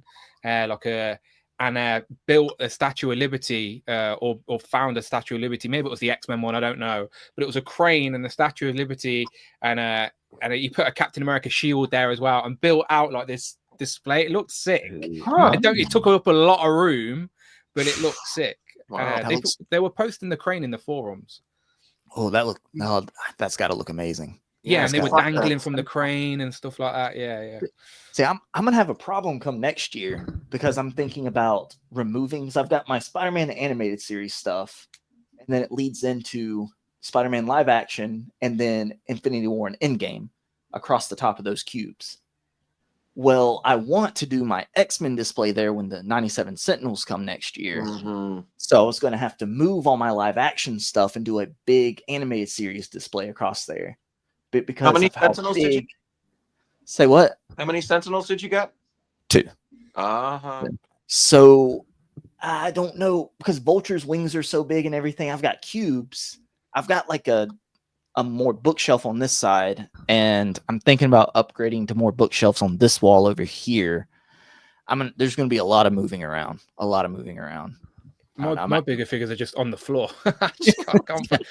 God knows when the Sentinels come. I'm gonna have to move house. Yeah, maybe that's what will block my window, which was just the Sentinels across the windowsill, just blocking the sunlight for me. Well, how many did you get, Dan? Or You don't want to know. You don't want to know. I may have put a pre-order in for double digits. What? They had to cut you off. Yeah, I won't get them. I can't get 10 Sentinels, but like I could pre-order 10. What's stopping me? Give myself the option. And then if someone changes their mind and wants one in the community, then you'll jack up the price and sell it to them. There you go. Give them the good old Craig.nostalgic.collection special, triple it. No, Dan, around here we forget those dots. Okay? That's true. You do. Yeah, you do. He doesn't watch anyway, he says, so bugger him. Exactly. Who cares? But yeah, and you might hit the lottery by then. Who knows? It was a FOMO thing. One of my biggest regrets with the HasLab Sentinel is I never got an extra one, and it's something I've bullied Brandon on since then. So like, I just put the last day I just put loads of singled pre-orders in, like just so I've given myself the option. Ideally, I genuinely do want to get 4 or 5. That's the game. I've made a separate savings account, called it Sentinels, and I've already put 100 quid in there. And then every payday, I'm just going to throw like 60, 50 quid in there, whatever, and just let it build up. And then depending what's in that by September, depends how many I get. Wow. You definitely need to take over another room. Just for Sentinel, yeah. I'm not getting 10, like literal action figures. Like I'm not getting 10. I'm not. I just put a pre-order in for 10 because you could. I've given myself the option. That's all. It's okay. Because Rich only ordered 1, and if he wanted 2, I'd be like, Rich, I got you. Don't worry. Any that you don't have space for, just ship them to me. I'll put them in the basement. They'll keep Andrew company and everything. It's fine. It's fine. Heck, I might make. I'll hold on to them for you. Okay, don't worry. Andrew doesn't get them. Yeah, I'm that generous. So has everybody gotten? Kenny, what was your favorite reveal? So a lot of good stuff, right? I think probably Kane and It's gotta be Kane. I'm torn on that because he wasn't in the animated series, but I really like that design, so I kind of want to get him and just put him in the animated series display. But he wasn't in it. But while the animated show was going on, this was happening in the comics, and the writers of the animated show have said since then, if the show had continued, they were going to do the Clone Saga, because you got to see Ben Reilly at the end in the sort of multiverse thing, and we would have seen this in the animated show if it had continued. Oops. There you go. Justified. Bam. Justified. There you go. Yeah, I think I have to get him. That's such a cool design. But I was very excited about this announcement, Spider-Man 77. And I'll tell you why. Like I grew up in a very small, very rural town, right? There was a gas station, and that gas station had a video store attached to it, right? And not a huge selection. But I used to rent this movie all of the time. So this and like the Roger Corman Captain America movie, you know what I'm talking about? Like that late 80s, early 90s terrible Captain America with the helmet, with the like bike helmet for Captain America. Yeah. So because that's what it's what I had to work with. So for nostalgia purpose, I'm very much in on this. So I don't know who the main target audience for this is, but I definitely am in that category. So did the movie come out in 77, David? Yeah. There's a trilogy. There's 3 of them. Watch out. Back to the basement with you. Okay. David went and saw it in theaters on release day. But I don't know. This was before my time. Thank you very much. But it looks nice. It looks like it captures the original aesthetic. And they gave a little string in the package. They did. Yeah. So is this just reuse from the Japanese Spider-Man? Yeah. Different head, different bout gauntlets, but the same body. Yeah. Nice. Looks good. Walmart exclusive though. Watch out. That part. Those goggles are ridiculous. They are. They really are. My eyes. The goggles do nothing. Simpsons reference. I know that is a. There you go. There you go. Yeah. Rush is here. Hey, Rush. Hey, Rush. Wow. That retro card Xavier and the Savage Land, I'm excited for it. Oh, so it's you and Brandon. You're the two. Yep, that's just the excited two for of it. us. Yeah. Well, he wears that. So that Jim Lee poster from #1 that has all of them, like it's like a door hang poster, and it says the best is yet to come at the bottom. They teased that poster years ago at a Hasbro event, talking about they were gonna knock off all those characters. And we're still waiting on Rachel and Farrell, but Xavier's wearing that jumpsuit in that poster. So, like, for them to finally release this it's about time, for me. Yeah. He had this look in the animated series too, right? He did, yeah. There was Season like 2, a few episodes. He's trapped in the Savage Land for the whole season, looking like this. So I'm not mad at it at all, and I like that they're continuing to do the orange card as well. Yeah, they just need a wave, like it's been since Spiral. Like we need a real wave of this. Like we've been trickling out, like the Warlord Xavier, and now this Xavier, and then we've only had the one deluxe card for Apocalypse in that wave, in that line. I think while we're getting X-Men 97 on the retro card, we're not gonna get a full wave of these. I think that is taking its place. But then X-Force, then give me X-Force instead. Yeah. Well, yeah, I would love some. There are so many like random X-Force characters I would love to get, and yeah, just do it on that. Yeah.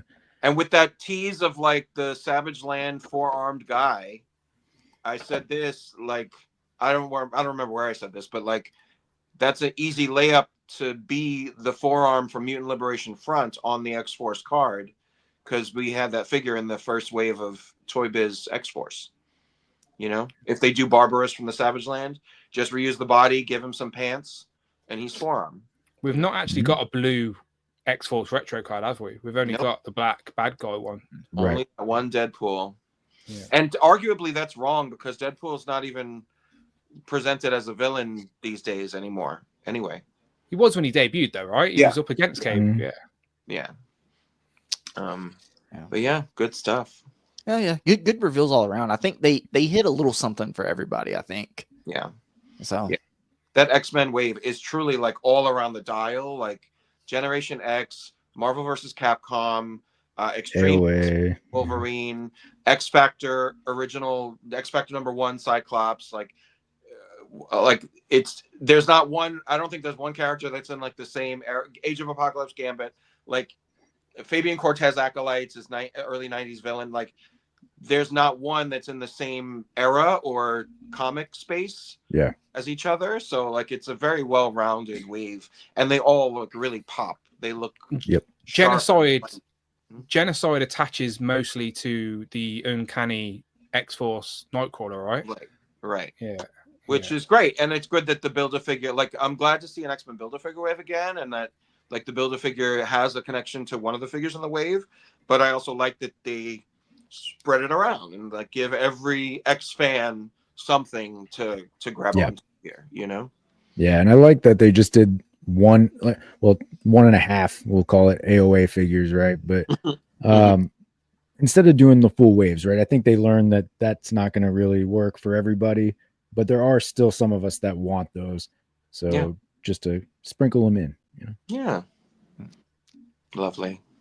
So, guys, should we get into the wonderful topic, the on theme, your worst pickups? I don't know. It doesn't even have to be bad. It can be a figure you still like, but you're like, it's not as good as I was hoping it would be. I mean, it's been an hour and a half, so I guess we should finally start to talk about it. It's about that time.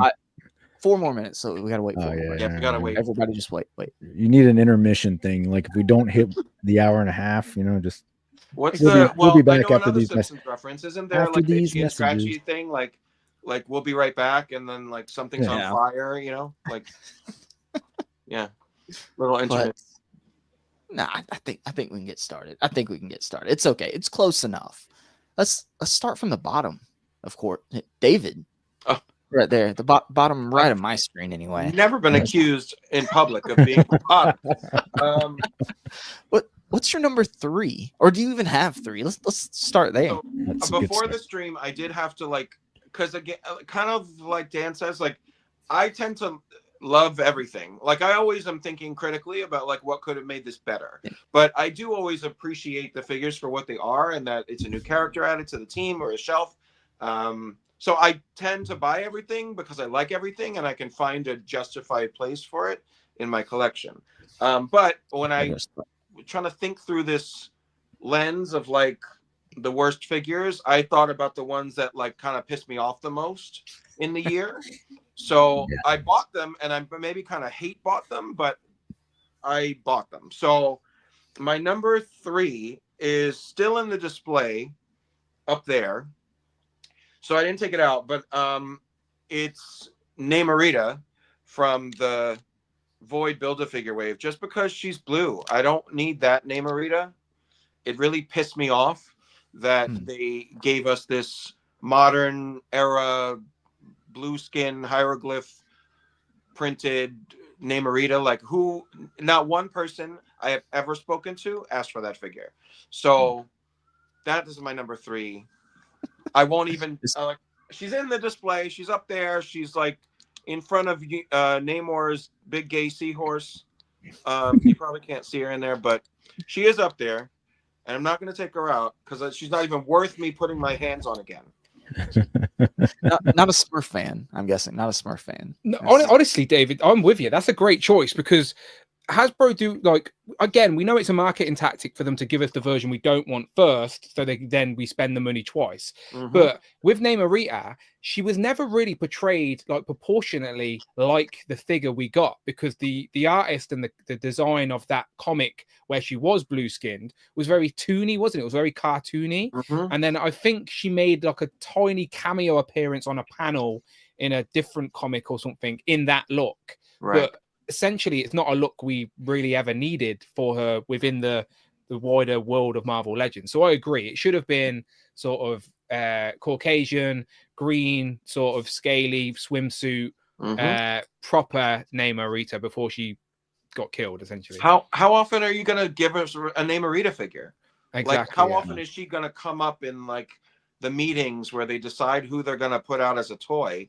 So like really, do you want to like chase us around the tree with this blue thing that nobody wants? Like you're gonna release one Namorita figure, just release the main one. Was it New Warriors, the Toony cartoon? I don't know who the artist was. I can't remember. I think it was Scotty Young. Okay. Yeah. Compulsive Collector said blue Namorita is the best Namorita. I don't dislike the comic run by any means. I'm just saying that the style of those characters doesn't really fit into the Marvel Legends display. And even blue Namorita has been blue for a longer period of time, but in a different costume than that.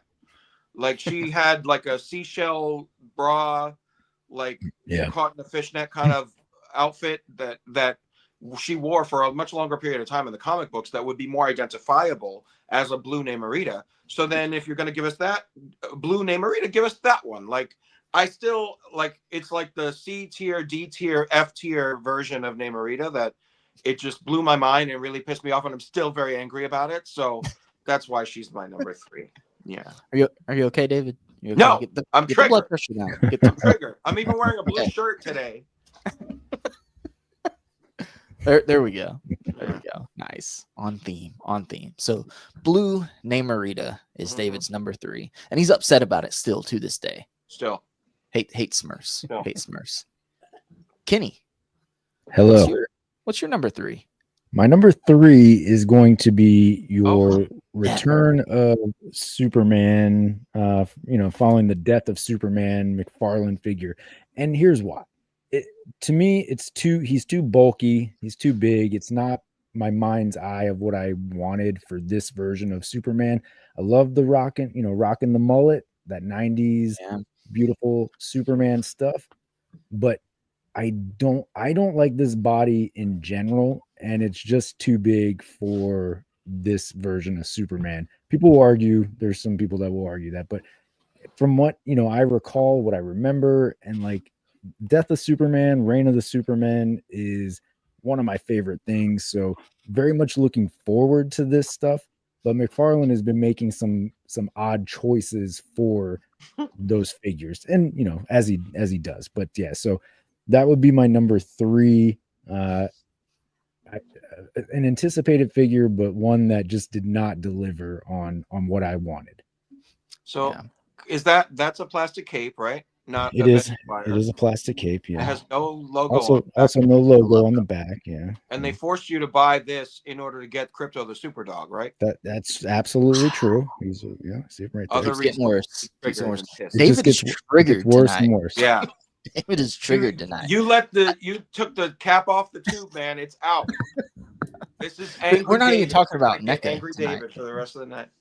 So it's not my turn yet, but I do want to say, Kenny, I thought about picking that Superman up because this was my favorite Superman action I have figure. that one card here too.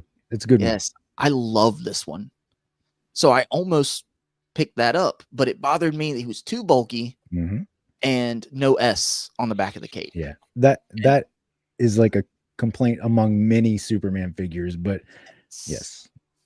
So that's a good pick, Kenny. Good pick. But maybe one day he'll do this, because that's the only mullet Superman he's done so far, right? Unless you want to include the chase, but yes, that would be one mullet. One mullet, please. One mullet. All right. So mullet Superman, mullet steroid did out Superman was Kenny's number 3. Dan, do you have a number 3, my friend? No, but I haven't got any figures to show. I'm looking around in my room and trying to think of something, but like I wouldn't display anything that I didn't like or have a connection to. And like I was saying at the start of the stream, like I like this topic, but just for my own purchasing habits, I do enough research into a figure because again, everyone's got a limited budget, right? So I'm not going to buy something without already knowing if I'm going to like it or it has what I desire from the purchase. So I haven't really brought any figures that I know I weren't going to like. Most of the things I buy, I know I'm going to like. So instead, I'll use this as an opportunity just to maybe air some grievances of things I am unhappy with within the toy community. For John, shout out John, compulsive collector. Maybe he would agree with me, but since you were just showing off the Kenny, you were showing off the McFarlane toy. My first grievance I am going to choose to dispute is McFarlane's DC multiverse, just in general. In general, okay.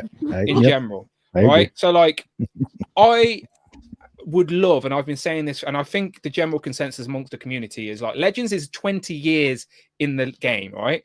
You don't have a toy line that runs for 20 years unless it's what people want. If it wasn't what people wanted, people wouldn't buy it and the line would have changed, adapted or whatever. But the fact that the 6-inch scale has been 22 plus years now of Marvel Legends, I think the community would love a DC equivalent. And before McFarlane took the license, DC Direct tried their like click and collect multiverse sort of thing, but the figures just weren't quite good enough. I think DC Direct icons were the closest they ever got to that.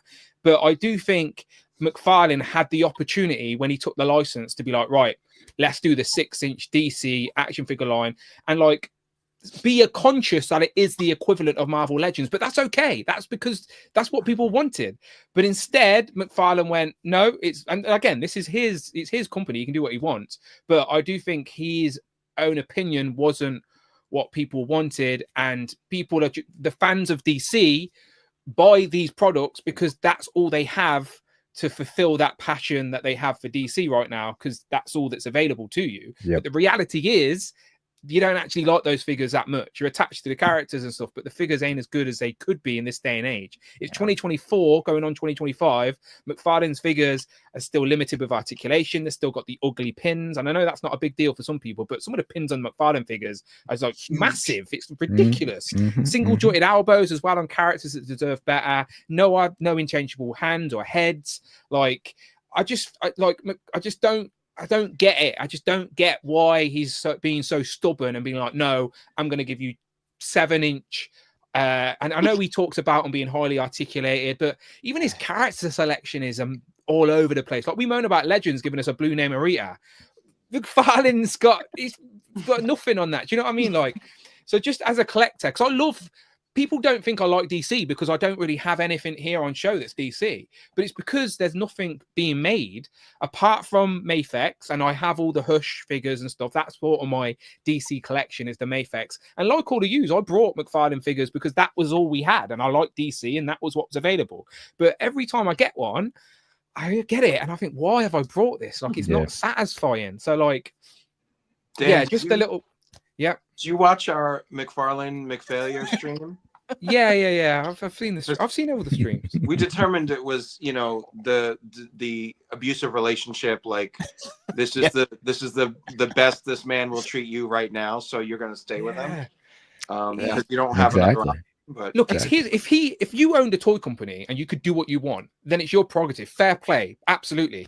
But like, do you like money, Todd? Because like people would invest more in your product. And again, I do think like the community have a voice, like, and like adults are buying these toys. Yes, there's a portion of kids still buying them, but the reality is it's adults buying them for their kids as well. So even the adult buying a product has to feel like it's going to be worth it. It's going to be something their kids want.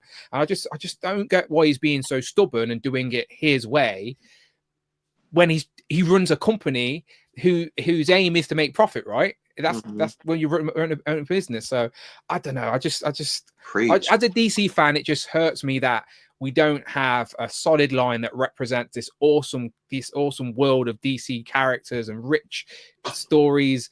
And we just just think John still buys the old DC figures from Mattel because it's a better representation of the thing he's passionate about. So no, that's it just pains me. It just pains me. That's all. I would love to have a DC collection that looks like this, all in scale, all like highly articulated with interchangeable parts and pieces, and just proportionately just fit together, if that makes sense, like Legends currently do. Like, so yeah, come on, it just pains me. I definitely feel that, Dan. I'm with you. Since Alexi isn't here to voice his opinion, and he does speak for everybody, I feel like it's my duty to speak for what Alexi would say. And I think he'd just really stand up for McFarlane and talk about how great the figures are and how much he loves them. And just he makes sure, you know, when you're taking care of your collection every day, you don't have time to dust every shelf every day. But he details that McFarlane shelf every day. He has to take all hundreds of those figures off and just dust it. And he has a huge McFarlane collection. So Alexi is very happy with it. Can you even buy a Justice League, like in the same era, same costume, same like proportions? Like, you can't even do it. Kind of one that you'll be happy with. Yeah. I mean, it was when I was trying to think of like worst three pickups of the year. Like, my list is Legends based because I buy everything Legends. Yeah. I could list a million bad figures from McFarlane, but I don't buy what I view as bad figures from McFarlane. Like that fire figure, the green translucent flaming female, like, terrible. Like, that would be my number one worst if I had bought it, but I wouldn't buy it. You know? Yeah. St. James in the chat was talking about, while we're talking about McFarlane, he was taking the head off that mullet Superman and trying to put it on a different one. And he said, never mind, it won't work because McFarlane. This is what I mean. There's no consistency with Legends. You know, you can swap the heads and accessories. It makes them like the line feels more it feels more like together. It feels just like an actual line. McFarlane is just all over the place. There's no consistency. The character selection's all over the place. Like, we moan about Hasbro completing teams, but again, you can't even build a Justice League with DC. Like, it just pains me because I love Batman. Batman's up there with Iron Man and Spider-Man for me, like a big character. I grew up with Batman, had all the Batman Kenner toys growing up. But I just feel like, as an adult now who wants to combine like an action figure enthusiast with my nostalgia, I think Legends do that beautifully. NECA do that with my Toon Turtles, but with DC, it's not really happening. Mafex is the closest we've got with the Jim Lee styles they're doing for the Hush. But yeah, I'd love to display a 6-inch scaled Justice League on the shelf with a nice rogues gallery. Batman's got arguably the best rogues gallery in comics, full stop, period. You know, maybe him and Spider-Man are par for par. And like, try and piece together and a rogues gallery for Batman's iconic villains like that are like the same, proportionately the same, and all in the same era. You can't do it. You can't buy a Penguin and Mr. Freeze and Riddler without being from different eras and Golden Age and Silver Age. It's just a mess. Just a mess. You're lucky you don't have that option, because you'd have to clear out half of your cases, your Billy bookcases. But I would DC on one side if they. But I would.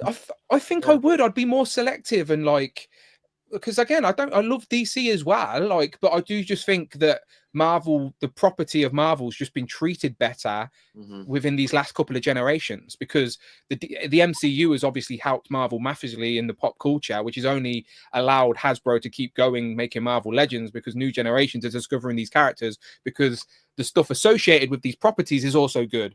And DC is always like, how many Batmans we had? Do you know what I mean? It was always like the universe is just a mess, and I don't think the DC property has really been handled well these last couple of decades, essentially. Right. But for all of his failures, at least McFarlane gave us an amazing Captain Carrot figure. I can just say that. He gave us an amazing Captain Carrot figure. I love that figure so much. So no arguments here. No arguments here. I say, by the way, Todd McFarlane is a legend for what he's done for comics and his contribution to like this comic world and what we love.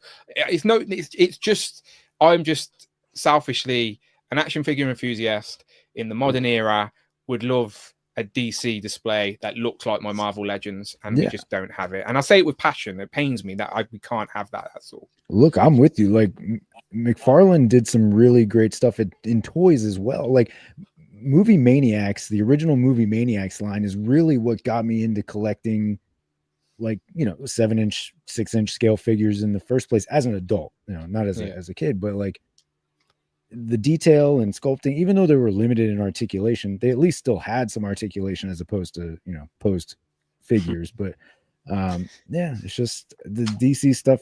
It doesn't do it for me, but Superman is my favorite, superhero of all time. And exactly. So you're forced to, because that's all that's there for you. Yeah. So like, just think Superman's your favorite hero of all time, and he's your third worst figure of the year. Do you know what I mean? It's right. Painful. Despite the mullet. Despite the mullet. Wow. Z-Man agrees. He's saying like everything's hit or miss. You'll get, bad figures, and then like a random really good one that you weren't expecting. Excuse me. Somebody's right here, please, sir. May I have some stream? I don't know who. Oh, I think we've got somebody. Right? Oh, there he is. He heard us talking about McFarlane. He had to jump in the conversation here. Alexi, don't worry. I gave your opinion, so don't. You're all caught up and all that good stuff. So perfect. You perfectly articulated how much love I have for McFarlane toys and the Todd father and all of the things that I feel about McFarlane in one simple sound, right? It was something like that. I think he kind of hit that a little. Yeah, in a jar. Nice. Yeah, sorry I'm late, fellas. I know none of you watch Dragon Ball, but I know that there's people watching that watch Dragon Ball, so I was getting my Gohan on, hitting the books hard, but now I'm here to play. So, and we got a special tea and crumpet, so pleased to see you here with us, Dan. I wish I had someone in the house to go make me another cup of tea, because it is now 20-3 in the morning, and I haven't even got any tea. Brother. You can step away. This is your moment to get refill. some caffeine. It's all good. Alexi, you can step out. Yeah. I'll go make a cup of tea. Be nice, all right? Don't say anything. I wouldn't. All right. Let's talk bad about him. This is the time. Z-Man dropped a $5 super chat. Thank you, Z-Man, so much. Says, I think it could be Warner Brothers being iffy with DC with the selection. So it might not be fully Toddy Mac's fault. Don't be an apologist. Yeah. Don't be a McFarlane apologist.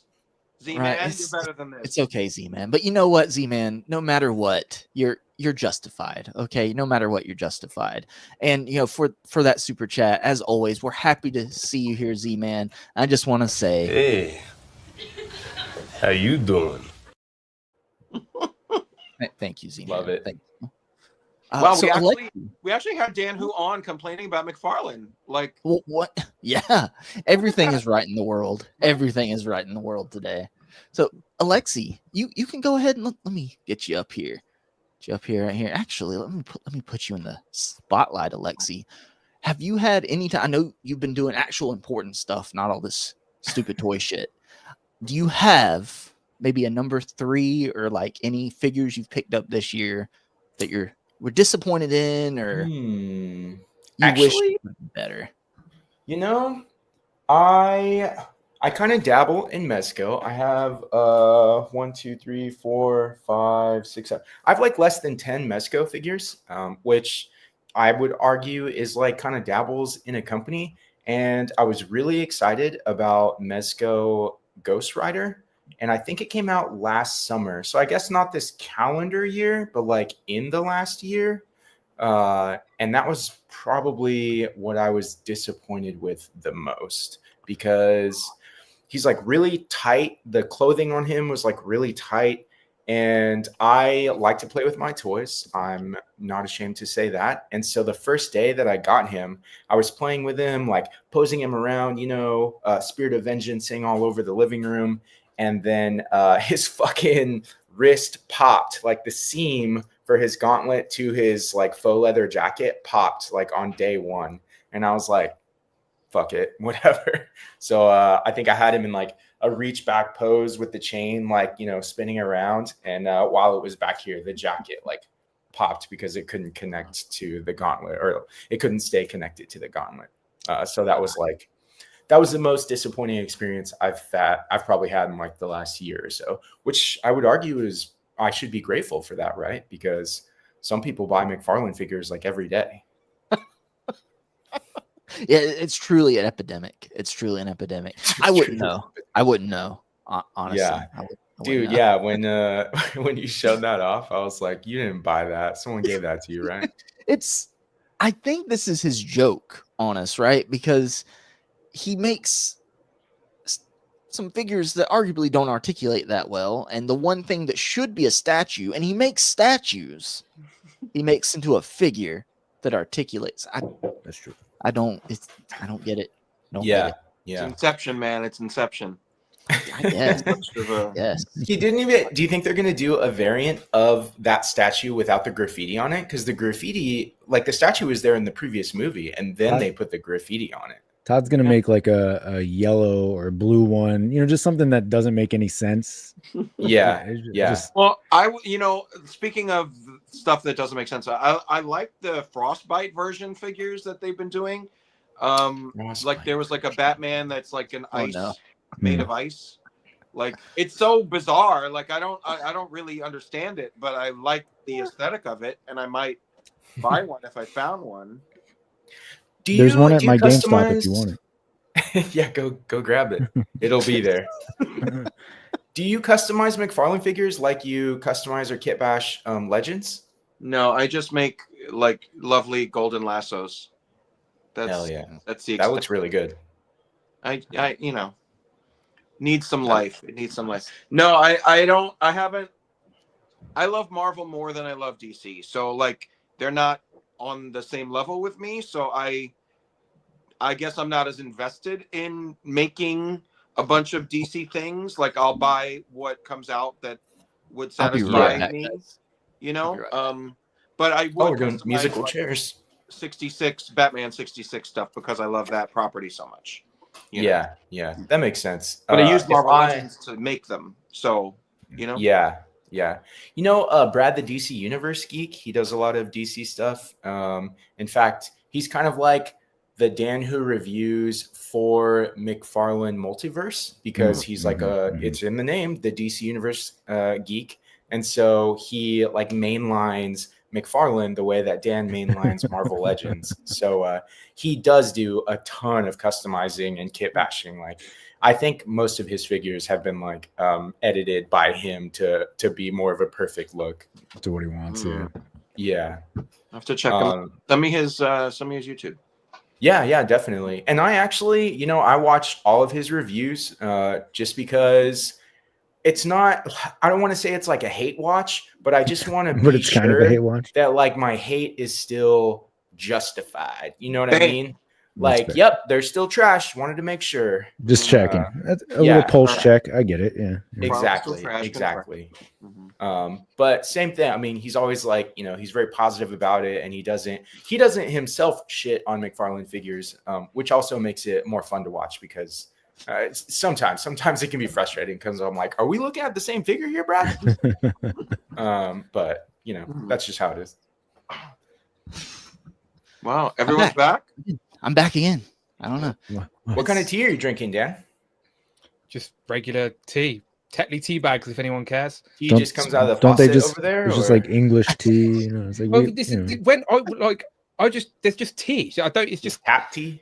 well, like yeah. when I Like, go, you guys have all fancy tea, don't yeah, you? when It's I like go to we- the store, I have to choose between like Darjeeling, Yeah, I don't know what any of black that is. tea, Let's drink iced sweet tea. Irish tea. I guess you're in the South. I guess it's like just regular. Oh, great! Iced Just regular tea. tea.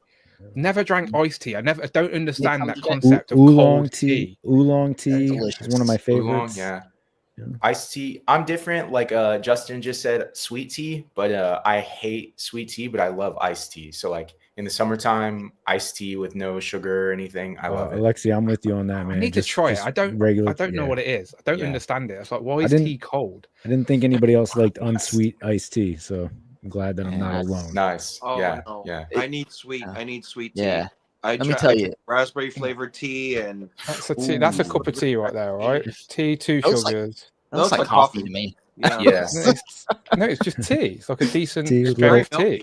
You put milk and honey in there. What's going on? Just in there? milk, 2 Milk. sugars. Milk, 2 Hold sugars. on. Milk, Dan, 2 let me sugars. go ahead and review your cup of tea for us. Okay? Yeah. It's a bit hot. There you go. There's my tea. It looks There's like my a hot Homer cup chocolate. that says, I hope my brain didn't damage. Or whatever it is. There's a crown in my brain.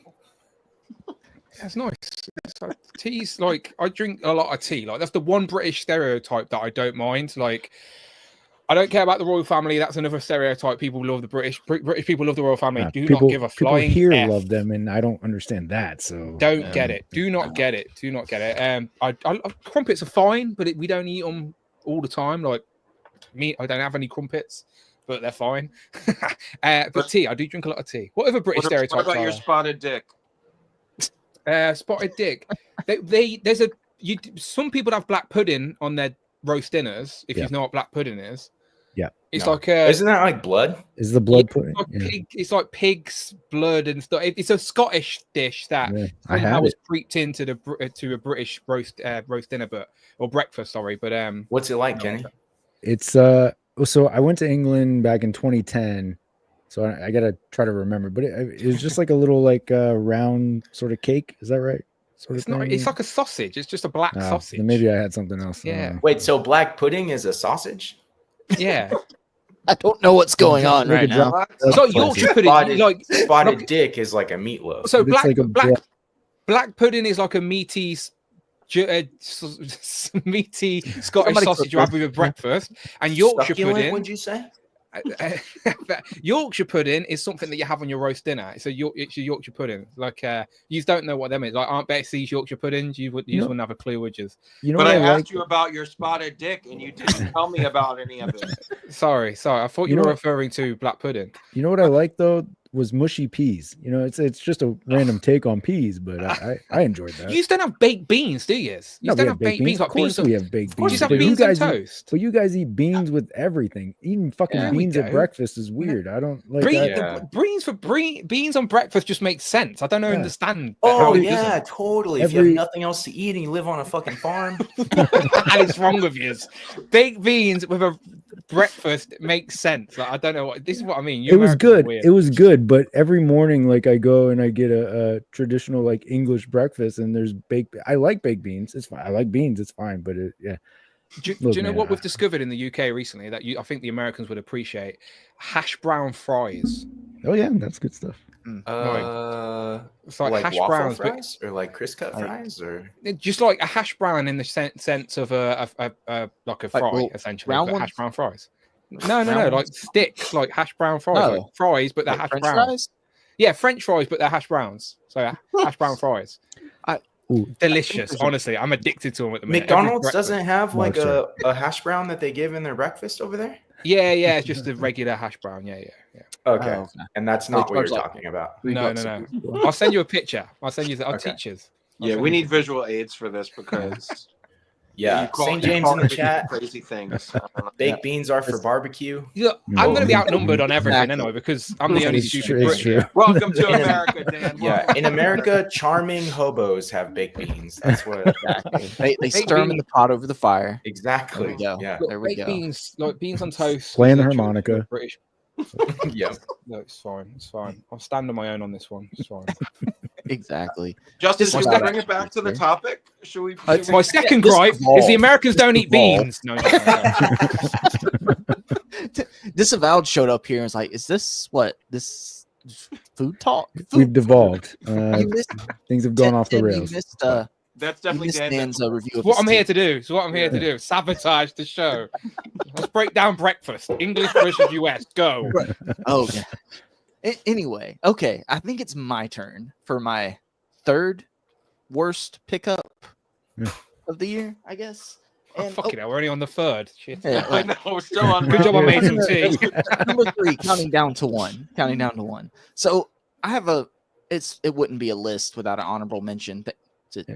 Sponsored by Rich M. Mhm. I do have to say I don't hate these. I appreciate them, but I was kind of disappointed by the remastered Playmates Oh, okay. Turtles.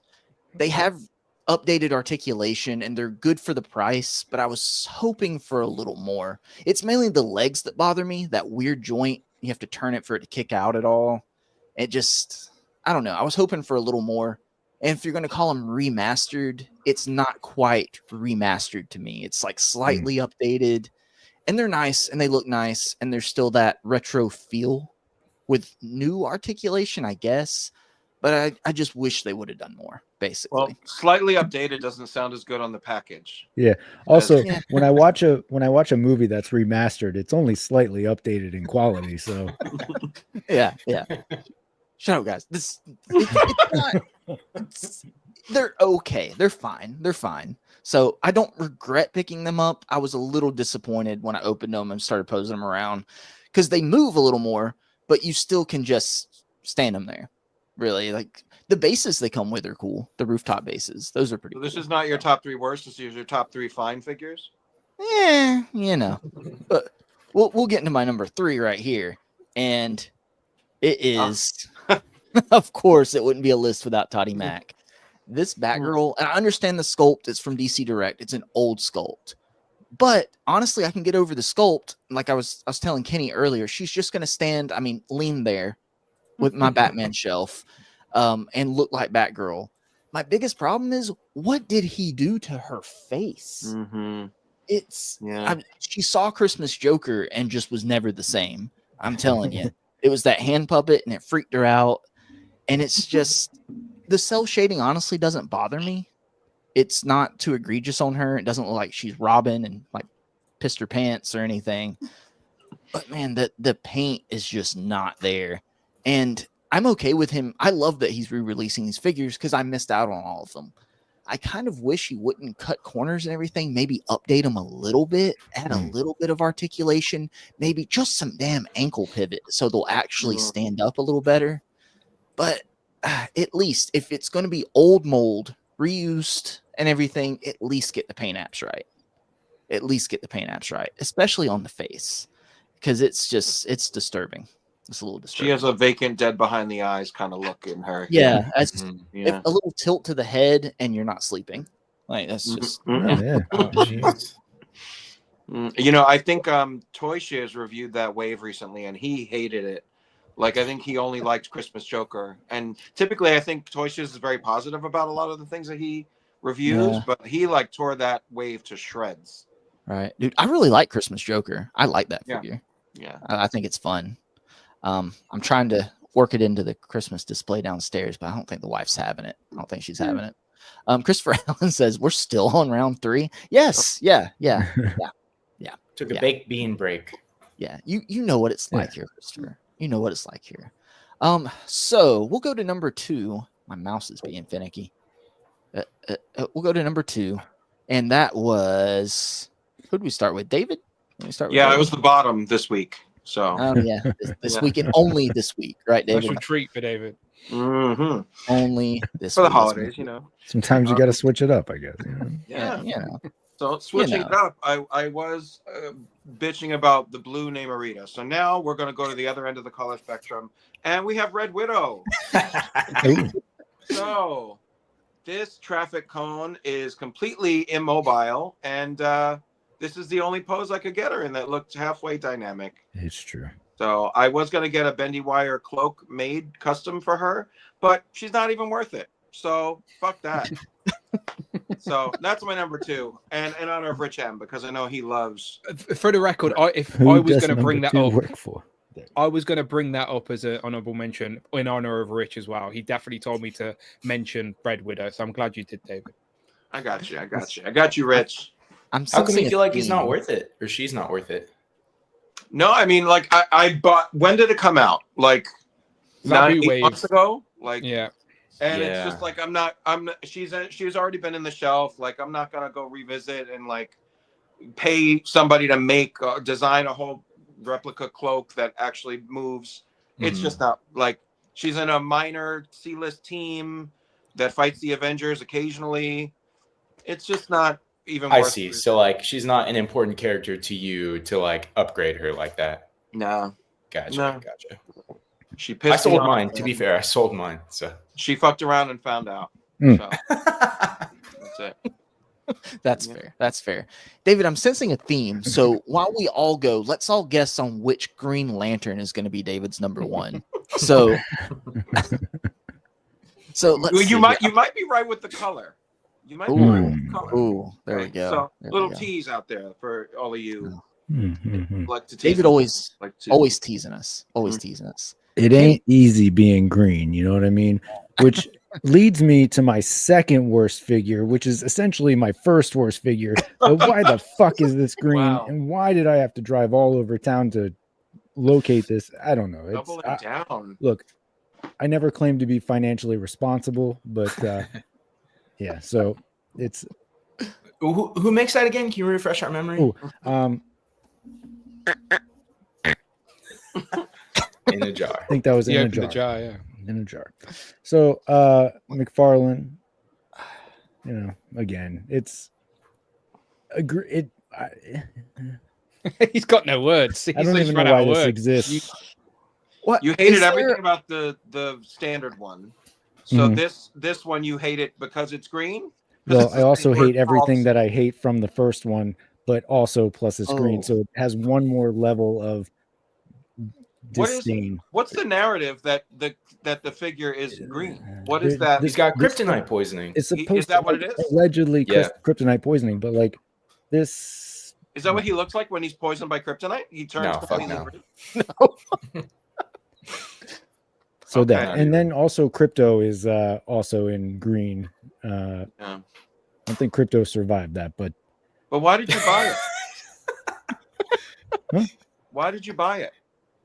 I told you I'm not financially responsible with this, and it's Superman, so it's That's just what I mean. It pains me that Superman is your favorite character, and then you're not satisfied with any of these figures of your favorite character. I'm That's satisfied what with- McFarlane's doing to you.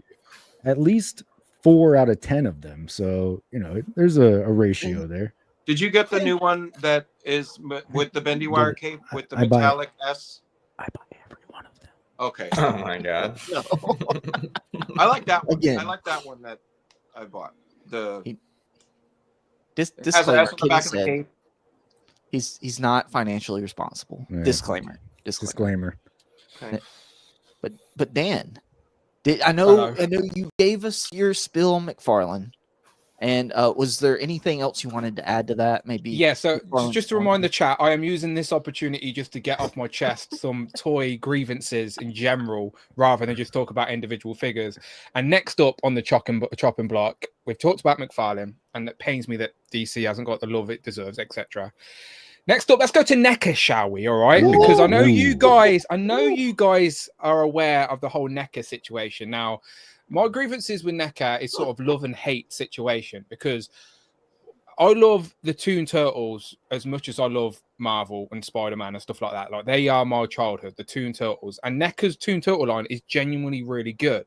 The problem is NECA as a company has some of the worst communication and obviously customer service that anyone's ever seen. Like, it's ridiculous. It's like, we don't need to go down through that again, because people are aware of the situation with the Donnie's lab and stuff. It's a joke. It's ridiculous. Like, that they're making people send it back. Like, don't send it back. Keep it. NECA can't do shit. All right. Enjoy that second Donnie's lab. I hope I get 2 Beetlejuice Dios and not 0. So yeah, honestly, but my main issue with them for this section of grievances is the communication, because we never know what the hell is going on. Like, Gargoyles line, for example, like, are you continuing to make Gargoyles figures? Are you stopped? Is it on ice? Like, they just don't tell you shit. And like, as a collector, like, you want to sort of plan appropriately. Am I going to need some more space in the display? Do I need to save some budget? Am I going to finish this team? And like, with Gargoyles, they showed off some new characters this time last year, and then we've had Comic-Con come and go, New York Comic-Con, like loads of and they don't tell anything. And when people ask them the question, they just don't answer you. And it's like, we're shouting into the void. It's so annoying. Like, their customer service doesn't. What's hilarious is that, like, you email customer services going, your figure's broke, can I have a new one? They ignore you. Oh, absolutely. And they want you to send back a thing straight away. Like, nah, you can wait. I'm missing pieces on that Street Dio, right? You know, like the big one that everybody has.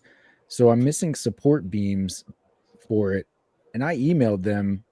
It's been over a year and I still haven't heard back. It's a joke. It's a joke. It's out of order. It's bullshit. I don't like it, but it pains me that I love the Toon Turtles, and that's my way to get that representation in plastic. And I do like the Toon Turtle line, but I just don't, as a company, I just think they're a mess. You're collecting the gargoyles? Dan? Customer facing, yeah. I've been getting the gargoyles, and like, I was waiting like to build a display. Like, I saved the shelf for them, and I thought we'd get more of we'd get the folded wings for all of the main cast.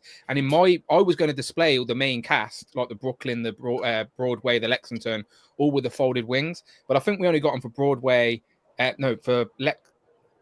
Brooklyn and Lexington have folded wings, but we never got any for Broadway, right? Or they come with the detective one? Does the detective one have folded wings? I think she does. I think so. The one with the anyway, I just think that their communication with these lines, and Gargoyles is just one example, but they just don't really. With dinosaurs. Yeah, exact. Dinosaurs is another great example where they did the 2. Are we going to complete the family? Are you going to make more? Like, if they came out and told people, by the way, we're going to make the family, it would encourage people to jump on and get the 2 that are already out. But people are like hesitant, like, should I even bother? Are they going to even complete a family? So it's like, I just think their customer facing perspective of NECA is terrible. Like, I like some of their product, like I genuinely do, but their customer facing is really bad, and it's just frustrating. Like, I can be patient, like, as much as it's hard to believe toy collectors, but it's just, I need to know. If they say, oh, gargoyle, we are going to make more gargoyles, okay, not a problem, I'll wait. But it's the fact of, are you not? And then Mondo come out and go, we're making gargoyles now, and it's like staring at NECA going, are you still making gargoyles then? Hello, tell us anything, please.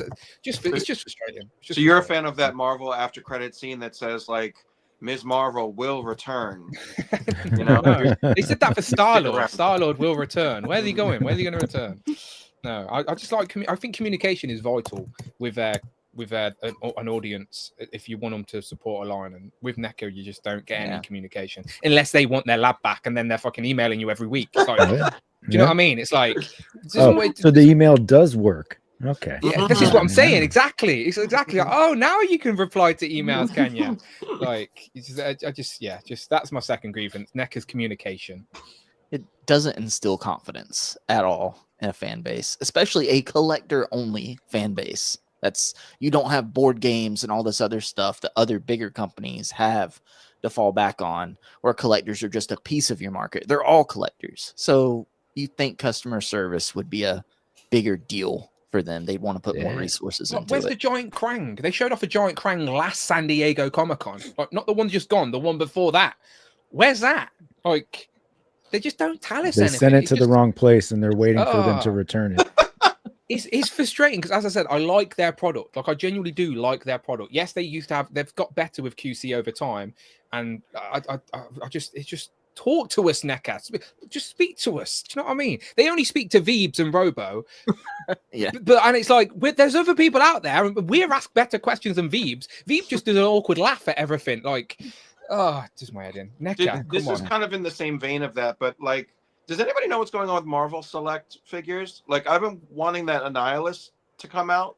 Yeah, It just keeps that's getting been pushed. That's over a year Mm. plus as well. Yeah. Yeah, for sure. Right? Like, I've seen nothing new from Marvel Select, like on shelves. I mean, they had it at New York Comic Con when we were there, right? Like on the display, they had it. I saw I it. remember seeing it. Yeah. So I mean, I took pictures. So I unless Okay. I dreamt all of that, but it was definitely there.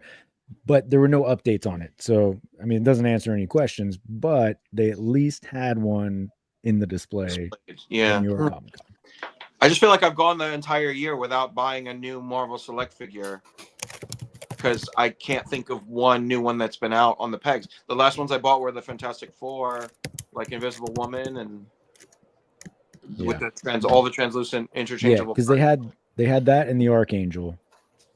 I haven't. The Archangel looked like another good one that would come out, but I bought Crimson Dynamo, the last Marvel Select figure that I bought.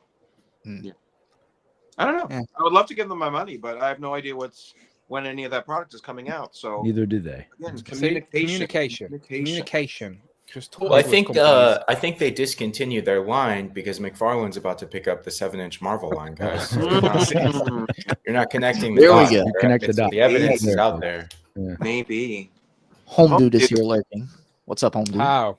What up, home dude? And Diamond Oh, Select, wow. like their headquarters is probably like an hour and a half from me, right? Like, because Kenny, get in the car. Sort it I'm out, going. mate. I'm going. Get in the car. I'll let you guys know Knock on tomorrow. those doors. Exactly. I'm sensing it's a theme with 7-inch scale lines, right? It's just having issues That's it. with 7-inch scale Because lines. it's 7 the inches wrong, matter. the Like, wrong damn scale for action figures. Yeah, just bad juju all around. Bad juju. Alexi, you said Ghost Rider, Mezco Ghost Rider, right? Do you have any other? Yeah, I stepped away because so kind of like Dan, I usually only buy figures that I know I'm going to enjoy, or if I don't enjoy them, like within the first month or two of opening them, then they go on the selling block like immediately. And so I only keep stuff that either I really like, or if it sucks, it was probably a gift. And so I don't want to give things away that were gifted to me, just because that's my own thing. So We'll my talk shit about them on in-laws, the internet. yeah, but I'm definitely gonna rip them right now. So my in-laws got me for Christmas last year, so I guess it's still within the last calendar year, but they came out a little before that, so I kind of got to flex the rules to have some picks here. But the 2-pack of Black Knight and Cersei, this, when I first got it in and I opened it up on Legends and Liquor, I complained about it, but these figures suck, man. They're just so outdated for when they were released. Exactly, babe. And that was my Master Chief to sell, so you can unsubscribe. And so these things suck. They're just really outdated for the era that they were being released. You've got like pinned joints, which normally doesn't bother me, but this guy can't move his arms for shit. So I pulled him right off of the Avengers shelf. He's like running at the feet of Giant Man. This is the best thing I could come up with. You make him look good. I was gonna say, you genuinely do make him look good standing there, posing there. Yeah, otherwise, like his arm doesn't even go to his sides, and his face is kind of raunchy. But I don't know. I did the best I could. And then Cersei, I had to put her also near Giant Man's leg because she will not stand on her own for very long. I like her, but you're so right, man. Like she will not stand for shit. So Talk to me. She doesn't have the A on her jacket either. Mm-hmm. Yeah, and I love Friends, so I love the Monica head sculpt. Like that is, yeah. Like I'm all in. So, but yeah, they were just. yeah, if they were not a gift, then I would have sold them on. You know, I wanted the representation of Black Knight. Cersei, she was like an extra, and I have Icarus from the Zabu wave. So I was like, yeah, sure, like Eternals, comic Eternals. I didn't get the MCU ones. But if another Cersei comes out, she's hitting the sell pile immediately. Same thing with Black Knight. If another Black Knight comes out, actually, that's not true because I just said I have to save them because my in-laws got them for me. So Krista, you're welcome. I'm keeping this for you. Thank you. You can build a sort of 90s Avengers team with that. Have you got the grey Black Widow? Yeah, I do actually. Yeah, you can build up a 90s. I have all of them in. I have some overlapping generations in my Avengers display. So I haven't got that West Coast 5-pack just because I'm waiting for it to really, really get cheap. And like I only want like 2 figures out of it. Mhm. So I'm waiting for that to go down. Otherwise, all the Avengers are like in one big battle, like, you know, with Giant Man and everything. Yeah. That's fair. That's my 2. Yeah, it's hard to let go of something if it's a gift. It's got that special place in your heart, even if you don't really like it too much. I feel that. You find a separate shelf to put those things. Exactly. Yeah. That actually happened this year for Christmas. To interject, I was telling Amanda, I was like, yeah, I was gonna have my brother get me the new Mezco Silver Centurion, and like I was looking at the pictures a little longer, and I was like, actually, I don't want him to get me anything that I might end up selling on later because then I'll get stuck keeping it. So, Kurt's here. Kurt said, Hey. "Pow from New Jersey." Pow. Hey. Let's see. Okay, so I guess it's me. Is it me? It's me. Oh man, got to bring my ugly mug. Watch the viewership drop right now. There we go. Viewership just dropped. Oh, wow. So You got 40 watching, by the way. That's a new record. We keep breaking Right, the record tonight. it fluctuates a little bit. Yes, told you that Dan Who Pull. It's that Dan Who Pull. Woo! But so my number 2, full disclaimer, is something I've sold on already, but I've got the one I kept right here. It's the movie Venom. So this is the original one. Oh. I did buy the re-release that had the tendrils and it was a little updated deco and everything, and it looked fine in box because I never opened it. It sat here on my desk and I never opened it. And what really ticked me that way was seeing shout out D Blake Makes, Damien was talking about how he opened his and it was pretty much all the same, and the tendrils on the back with the Venom heads, which was the big new thing, didn't move or do anything. They were just kind of floppy, and I just saw everyone talking about it, so I just sold it on and kept my original one in the display. And that was such a bummer because I was really looking forward to that because of how good the movie Carnage is with those bendy wire tendrils in the back and everything. So I was really looking forward to it, and it let me down. So I sold it on. So that is my number 2 worst pickup of this year because I never even opened it. And I got to say it's a bad pickup if I didn't even open it and then just got rid of it. So my Yeah. number 2. Did you see the third movie? No. The third movie. Oh. I have not. Okay. Probably I'm not itching to. I'm not itching to. When it comes out on streaming, I'll watch it. But you know, The Sony verse could be my first grievance. Oh. No, wait, I'll save that.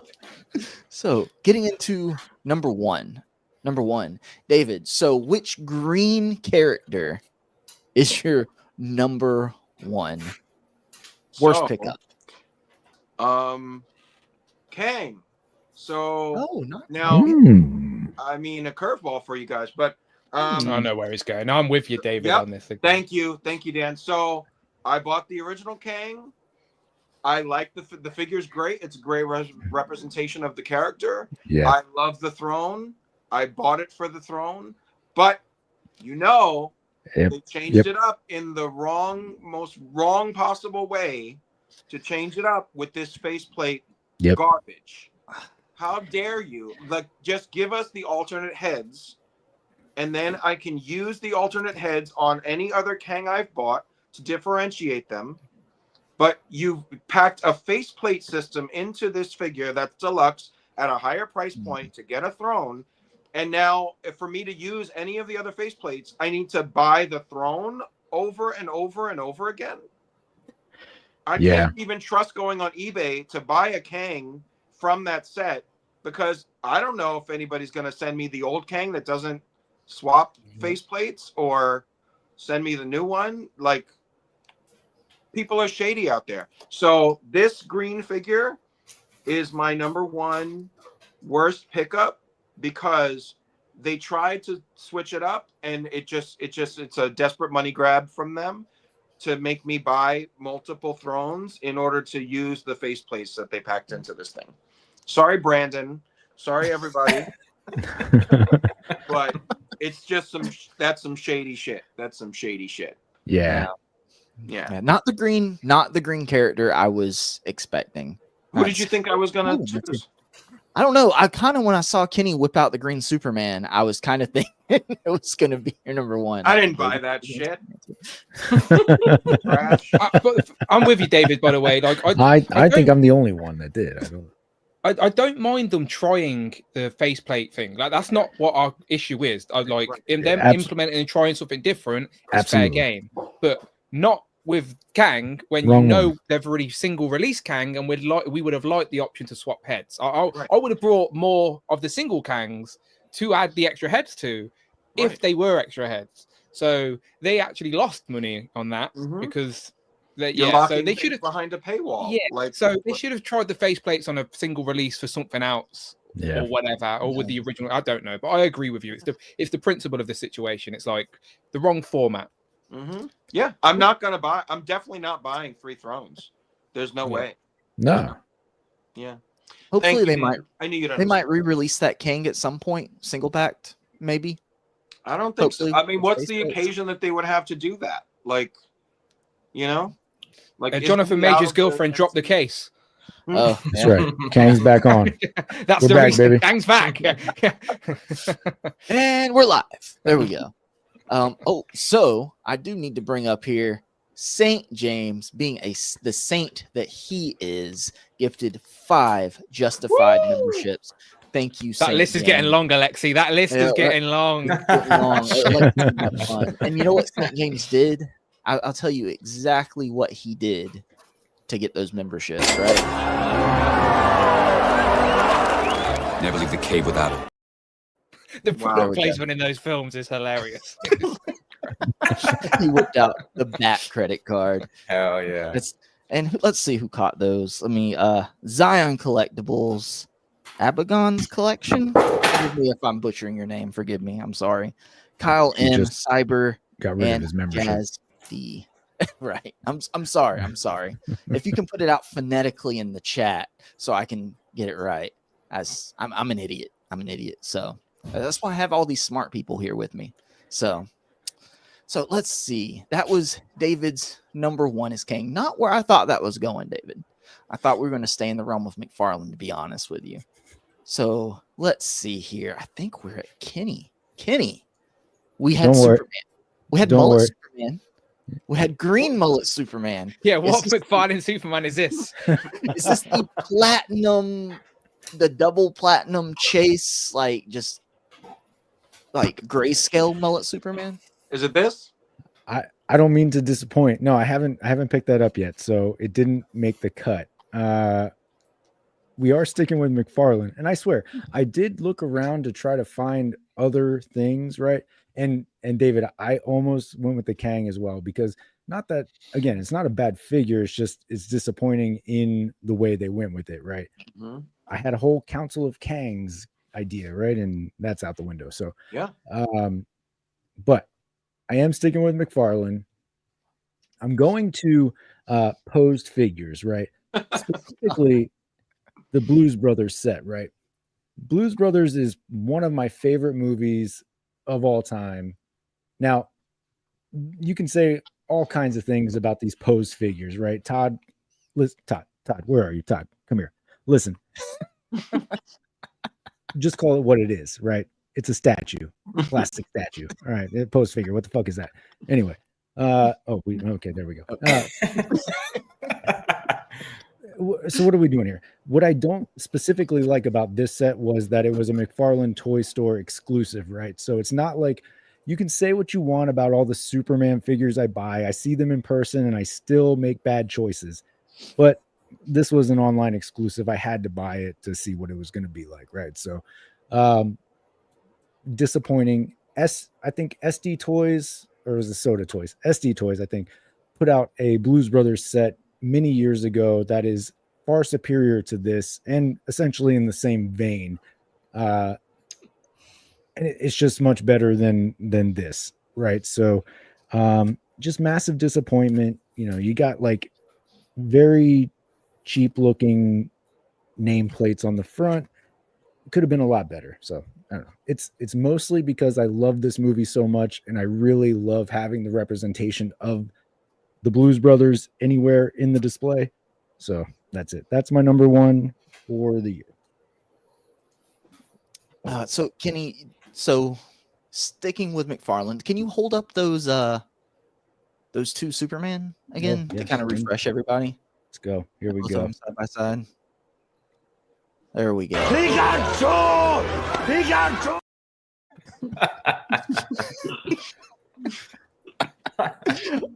Yeah. So yeah, I did to celebrate. Like Dan said, we did have 40 people watching, and it's the season of giving. I decided to give away 5 more memberships. Wow. Let's see.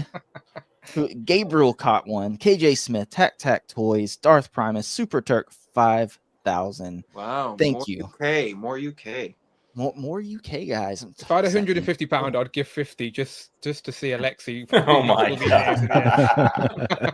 Oh, Alexi's gonna have fun here. So, I'll have to. Well, I don't have time to update the graphic. I'll have to read them off to Alexi, and you can give your personal spiel off all the new. Totally. We'll do word association. There we go.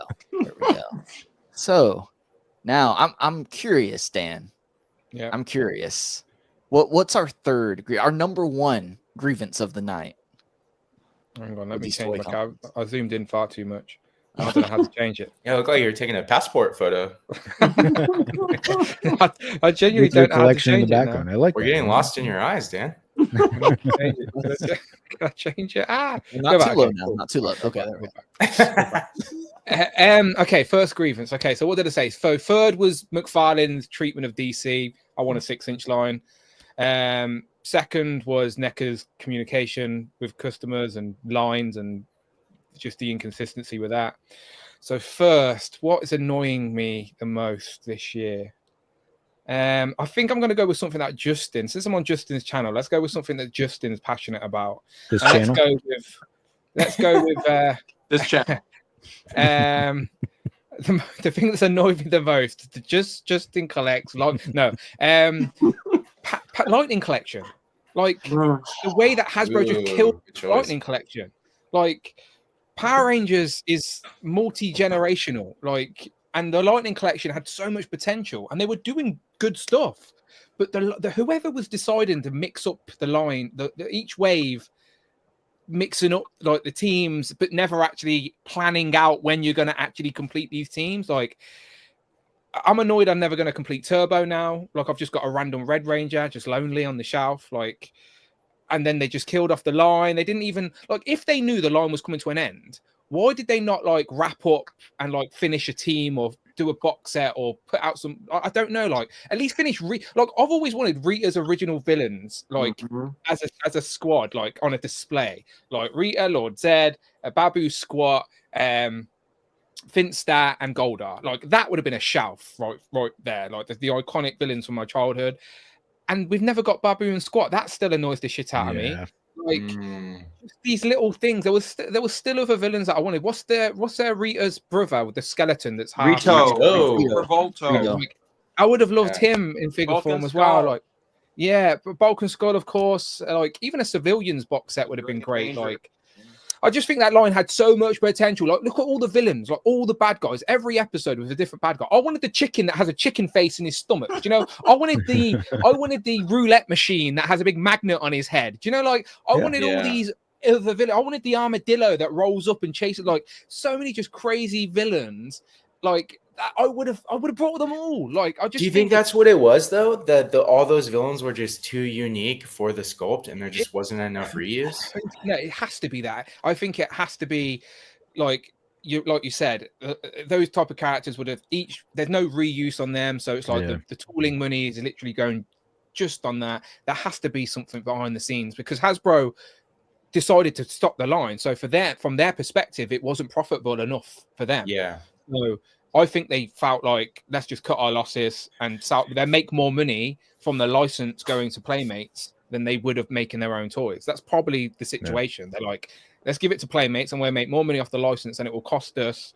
Because after they've made and produced and made all the toys and the costing, the margin for profits probably went like that. And I think it's purely a business decision, which 100%. Is shit. And it's like, for us as passionate collectors, like it's shit that like it's a business decision at the end of the day that's going to kill capitalism. Yeah, it's just shit. It's just terrible. So I just think that the way the Lightning Collection, like if they announced it was coming to an end and like wrapped up a few things or did a fan vote and said, what do you want to see? And again, like, but the way it just fizzled out and it's just meh. Like we finished off like with a Boom Comics multi-pack, which is all but that's not the way we wanted to go out. Do you know what I mean? Give us the Turbo box set or something.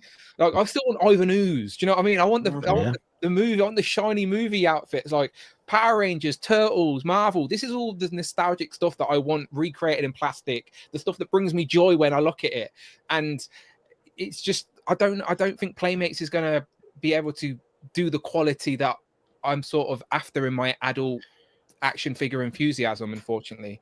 So yeah, does Playmates have anything that's highly articulated? They don't like even Spin Masters has like articulated stuff with their Zero Dawn Horizon or Horizon Zero Dawn, like, but Playmates they don't have anything like outside of 5 to 7 year old toys, right? Until they show us what they're going to do. I think we're going to see the first remnants of Playmates Power Rangers at Toy Fair. 1st of March, New York. We've got Toy Fair. First time they've moved it back to the spring. So I think Playmates will have to show off what they've got planned for Power Rangers because they're going to be selling products in 2025. So they're going to go back to Mighty Morphin. Of course they are. But they might just stick to kids and just do like helmets and weapons and whatever. Like they may not even do proper 6-inch. Yeah, I guess we're assuming they're going to do action figures, but they might just do plays like what are they called again? Role play. Yeah. But they could do the 5-inch. They could go like back to the flip heads. The flip heads, yeah. Like, which is all fun nostalgia. But as I said, like for me as an adult collector, my sweet spot is when, as an adult action figure enthusiast, and nostalgia is merged, where we get these really great action figures, but it represents something that I'm passionate about and love. And Lightning Collection was there, and it was getting better.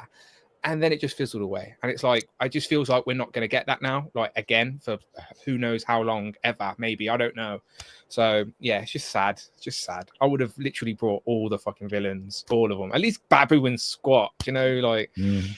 What's your baseline for a Power Rangers, or what's your like base for a Power Rangers line? They must have double jointed knees and elbows, or they must have soft goods, or they must have completed teams? Like, what is your minimal requirements for a good Power Rangers? Yeah, completed teams. That is a good one. Like, do a wave, which is the team. Just do Mighty Morphin as a team. Like, stop making us wait. But they can be single jointed, like the Ninja Turtle Justin showed off earlier, like shitty hip joints and whatnot. No. I want them. Like, I think Lightning Collection.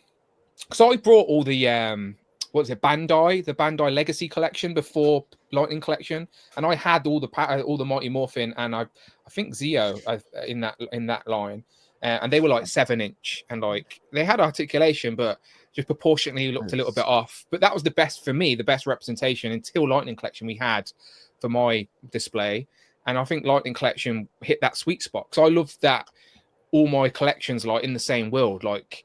Even like the Mafexes we buy sort of can fit in with Legends and other stuff. I like it when my grand collection is all sort of consistent. It's like a multiverse in a display. Like I don't display everything together, but the room's all just in. I don't know. It just makes sense, doesn't it? Do you know I understand what you're saying, but I do have to circle back to something that you said on the previous stream of your channel that you. Don't like when different companies are in the same display because you know that it's not from the same company. I feel like you did say that. Yeah. I think like we got him, boys. We got him. I think I don't know what I said exactly, but like I don't like mixing lines. And I like for Marvel, like I wouldn't mix in another Marvel. Like I wouldn't put my Mafex with my Marvel, but I like that I have the option to if the only way to get a particular character is via Mafex, if that makes sense. But I don't think anything Or select. Playmix or exactly. And I do have snuck in. I've got a Watcher select, and I have snuck in the odd character for select. Like if it makes sense, and if it's the only way to get that representation.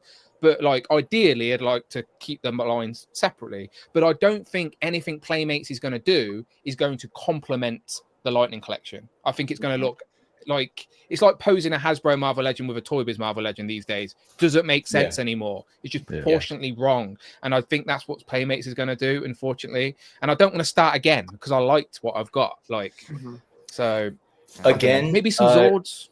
To mention Spin Masters, we did feel that way about Spin Masters, and then they came out with those really good Horizon Zero Dawn figures. And didn't they also do Last of Us or something? I think so. Yeah. They did something recently aside from Horizon Zero Dawn, and they're actually really good figures. So it's possible, don't get your hopes up, that Playmates is going to do crazy good Power Rangers figures. It could happen, though. Because they're licensing it from Hasbro, I hope that whoever is working for Playmates just looks at it and goes, well, let's continue with the Lightning Collection. Let's reissue some of the figures that some of the popular characters again, of course, give a jumping on point for new collectors like you need to do. But then also just make it consistent or cohesive with the Lightning Collection, like Zords. Like I still think they only did a few Zords, didn't they? They did 3. If that was it. Do you know what I mean? Like just if Playmates do the Zord, so like maybe like there are going to be elements of what Playmates does that I'm going to like. Like if Playmates do the Zords, like I don't mind buying the Playmates Zords to represent the Zords, and then all the figures from the Lightning Collection could be the Power. You know, like maybe I'll find a way to blur it and it will make sense. But until they start showing us what they're doing, I don't know. Do I? I don't know. Yeah. But it was God of War, by the way. Spin Masters did a really good God of War. Kratos. Yeah. So I guess their line is PlayStation. Yeah. Yes. Makes sense. I think you hit me right in the heart, Dan. You hit me right in the heart. Okay. Because like right here, this is a reminder that we'll never get the best Power Ranger, that had the best name in the whole series, right? Well, you were named after him, right? The blue. Yeah, you were named after him. So that just breaks my heart, But yeah, they dropped the ball with Lightning Collection. The figures were great, and then the quality control with them changing factories, it all kind of started to go downhill near the end. I guess the writing was just on the wall, and then they just kind of silently put it out to pasture. They took Old Yeller behind the barn. Oh God! Didn't tell anybody. Didn't tell anybody. And again, I'm so passionate about this because I care. Do you know what I mean? It comes from a place of love. Like I love the Power Rangers. So it's sad that like it's just fizzled out, and it's like again no communication to where it's going either. Like Hasbro are just like, no, we're not telling you shit. Like they're not knowing. It's annoying. This is the best we're ever going to get for Power Rangers. I think that's what stings the most is they hit it perfectly, show accurate. Not that big, like you talking about, like the Bandai Legacy Collection. They were more like kind of 90s, like muscly aesthetic. SH figure art. We never got civilian heads or anything like that, and that's what Lightning Collection did so well. Because I always say, Peter Parker and Spider-Man are just as important as each other. You can't have one without the other. And I think the Power Rangers were that as well. Like you got to know the characters and had your favorites, and then the Power Ranger that they are. So I love that in Lightning Collection. I brought extras of the Lightning Collection so I could pose with the civilian heads holding the helmets. Because that's what it was about. And I don't see Playmates doing digital face printing tech likenesses or anything like that. So I'm holding my hope out for Zord and maybe bad, because the villains are a bit more out of scale. Like if they made villains, like I don't mind my Lightning Collection going up against some Playmates villains if it were. I don't know, until they show us something, you just don't know. Yeah, sadly, but there's hope. There's hope. Oh, and I almost skipped you, Alexi. Alexi, you're next, right? Your worst pickup? Sure. Right. You are now. My worst pickup, I don't have it anymore again because I sold it on, but I got this past summer. You guys talked about also on the last stream, Dan, that the 2-pack Wolverine 2-packs were the summer program. And so one of the Wolverine 2-packs that I got from BBTS was Lalandra and the Wolverine. It was the Brood Wolverine. So I also, there's a few characters that I have shelves of that have just multiple iterations of the same character. So like Batman, Spider-Man, Captain America, and Wolverine. I have like over 10 of each of those characters, over 10 figures of each of those characters. So the Wolverine, I got the 2-pack, I got the Brood Wolverine, I got Lalandra. Obviously, Lalandra is a huge get if you're a heavy X-Men collector. And I got it from BBTS. So I assumed it was going to be hunky-dory. And I got the package in, and I also showed this off on a couple streams. And Lalandra's face was literally like 12 millimeters like off print. So her whole face was just printed on the side of her head. And it's an old meme, but it checks out. And my post for it was like, "Oh my God, the X-Men." She just looked like her whole face had drooped down to the side. As they were about to print her face, someone shouted, "Oh, Lalandra!" She turned and yeah, exactly. A very Toy Story incident, like at the factory. And so I wasn't upset. Like, it's BBTS. They're literally known for their like customer service. And I reached out to them via email, and I accompanied the email with a picture, and I just let them know, hey, I got this Lalandra 2-pack, but I'm not okay with the face. I'd like to exchange it, please. And to be honest, I think it's pretty funny. I'm not like mad about it, but I would like to exchange it. And I've told the story before, but BBTS got back to me, their customer service, which is amazing. And they were like, yeah, you know what? Just keep it, and we will send you another 2-pack altogether. But just so you know, this falls within the accepted ratio of like good or bad from the Hasbro factory. So she told me that her face being printed on the side is within the standard error that Hasbro accepts from their factory as far as product quality. And I was like, great, I'd still like to get a new one, please. And so I ended up selling the 2-pack on, not in any, scandalous way. Like I posted it. I have a Mercari account also under Your Boys Got Toys. Plenty of Mafex on there for sale. Plenty of Marvel Legends on there for sale. Not all of them with stroke face prints. And so in the listing, I put like in the title, misprint face, whatever, and it was at a reduced price and everything. So I ended up selling it on, but that was probably the worst figure that I've gotten this year because it was just a straight up misprint from the factory. And I was like, oh, I don't want this. I've been there, Alexi. Paying it just takes the fun away from whatever figure it is. Like, it just saps all the fun out of it.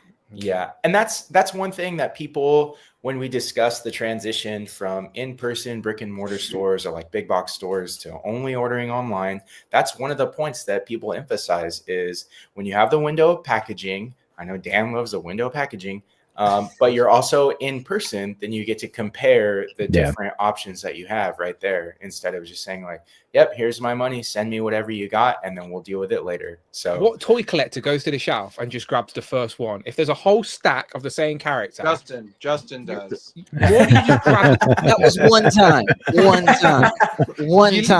It's just embedding in us to go through and look for the best one. Sometimes I'm standing there holding two that basically I can't see any differences, but I'm like, there must be a difference. Yeah, like, now you have to decide, like, because if I choose wrong, I fucked it up. Yeah, and no one else to blame but yourself. Exactly. Personally, I supermarket sweep that shit all into the cart, and then I just go to the register. And there we go. Alexi, you kind of missed out. You could have probably charged more for that because it is like, a nice one variant, of one, right? One of one. It's, you could say, it was from like page 5 of this issue. When she had a stroke and Yep. The United Healthcare variant of Lalandra. Ooh. You know. Ooh. Too soon. Ooh. So, okay. So, I guess we can get to my number one, and I don't think this will come as a surprise to anybody Well, my number one worst purchase of the year was I don't have it anymore because I sold it. It actually, when I sold it, I disliked it so much that the whole cube it was in went with it. And that Okay. was my DC Multiverse Oh, Wonder Woman. That freaking figure is it's terrible. It was terrible. Well, the longer at first I was like, the face sculpt isn't bad, at least. The longer I looked at it, the more it bothered me. The head didn't move. The worst butterfly joints I've ever seen, with these thin pieces of plastic where if you move them, utilize them, it's just like an open gap there. The ugliest knees. It didn't want to stand up. I didn't have a David Evans Smith to make me a workable lasso other than a piece of stupid like doll shoestring or whatever that was. And I had to put a piece of scotch tape on it to keep it on her little belt. And it was just everything about it. The longer I had the figure, the more I hated it. And I hated it. Hated it. I don't like that figure. Didn't you review it? Yeah, I did. And that was, I'd waited forever to get it because I had 2 pre-orders. Both ended up getting canceled. Couldn't find one anywhere. Someone finally helped me track one down. I was so excited to get it. And I opened it and I was trying to be positive and everything, but still pointing out, like, these are the problems, these are the problems. Then the longer it sat on the shelf, the more I looked at that shelf and was moving stuff around. I was pick it up, mess with it. The longer it sat with me, it just soured, like milk, It was bad. I brought that figure. Never even opened it. It's upstairs somewhere. Don't. Just sell it. you put Just me sell off. it. You could probably sell it for like $50-$60 at this point. Yeah, it sells. That's what I mean. It goes for more than retail, doesn't it? On the Wait, aftermarket. really? Yeah. That Wonder Woman impossible to find. very hard to find. And like I ordered 2, and they sent me the regular and the chase. That's perfect. Yeah. Oh, Sick. Nice. that was. So I can complain about both. Oh, right. So one of them is like the classic light colored colors, and then one of them is just the darker palette. A little dark. Yeah. The variants of Superpowers inspired collection. Okay. Yeah. Yes. Yeah. That was on a shelf in a cube. I had my own mind's eye of kind of the Justice League of what they look like, to me. And so I had them there. And when I decided I was getting rid of her, I was like, well, Todd's not going to give us another animated Wonder Woman. So I might as well get rid of all these guys because it's going to be an incomplete team for forever. And that's going to bother me. And also the Superman I had in there was the Hush Superman. And my wife never really has any opinion on any of my figures. She's just like, oh, that's nice, honey. like pat me on the head. That's nice. But that Hush Superman from McFarlane, she took a look at it and was like, ew, no. She was just like, no, why does he look like that? Well, why is his skin so pale? Why does he? I was like, yeah, just this. So when I got the Mafex Hush, can you give us a close up? Yeah. Oh, I thought that was it, Kenny. I couldn't remember what that one looked like. Yeah, hold on, I'll go get it. Don't worry. Yeah. But it's bad. It was pale, but at the time, it had the S on the back of the cape and everything, and he was kind of like the right amount of bulky too. So I was like, well, that's the Superman for right now. But the Mafex absolutely blows it out of the water. Let me bring Kenny up here. If we need a bad Superman figure, Kenny's got it. Yeah. Oh, that's right. Yeah. And those hands are huge too. Well, dude, that's like the problem with every single Superman figure. The hands, I don't know what happened with the hands and why they won't make new hands, but every single one has the largest hands of all. Like, it's got. Just replay what I said for my third grievance again. Right, there we go. And it kind of hurt getting rid of all of them, but I just couldn't have an incomplete cube really, because I knew we weren't going to get a better Wonder Woman at any point. And so the Green Lantern was whatever. The Flash, I had the Target exclusive Flash, and it was hard to track down, but whatever. The Nightfall Batman was the suckiest one to get rid of because I actually really did like that figure, but I was like, I don't have a space for it in my collection anymore if I'm getting rid of these. So.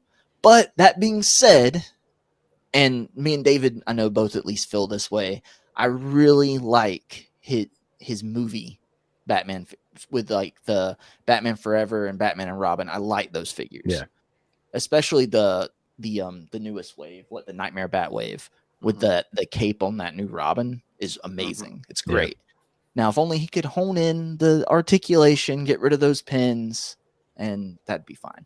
I could get over the 7-inch scale if he would just hone everything else in, to be honest with you, because I have them with side, with the movie stuff, Justin. I actually think like my biggest gripe with the DC McFarlane stuff is like it's just there's no consistency, it's all over the place. But the movie stuff's a little bit different because you're trying to get a smaller collection for a movie, so you don't need your movie Batman and Robin and Poison Ivy to fit with your comic stuff, so it can be its own separate collection. So like if you were going to buy just the Batman Forever and the Batman and Robin stuff and display that as its own display, then that's fair game.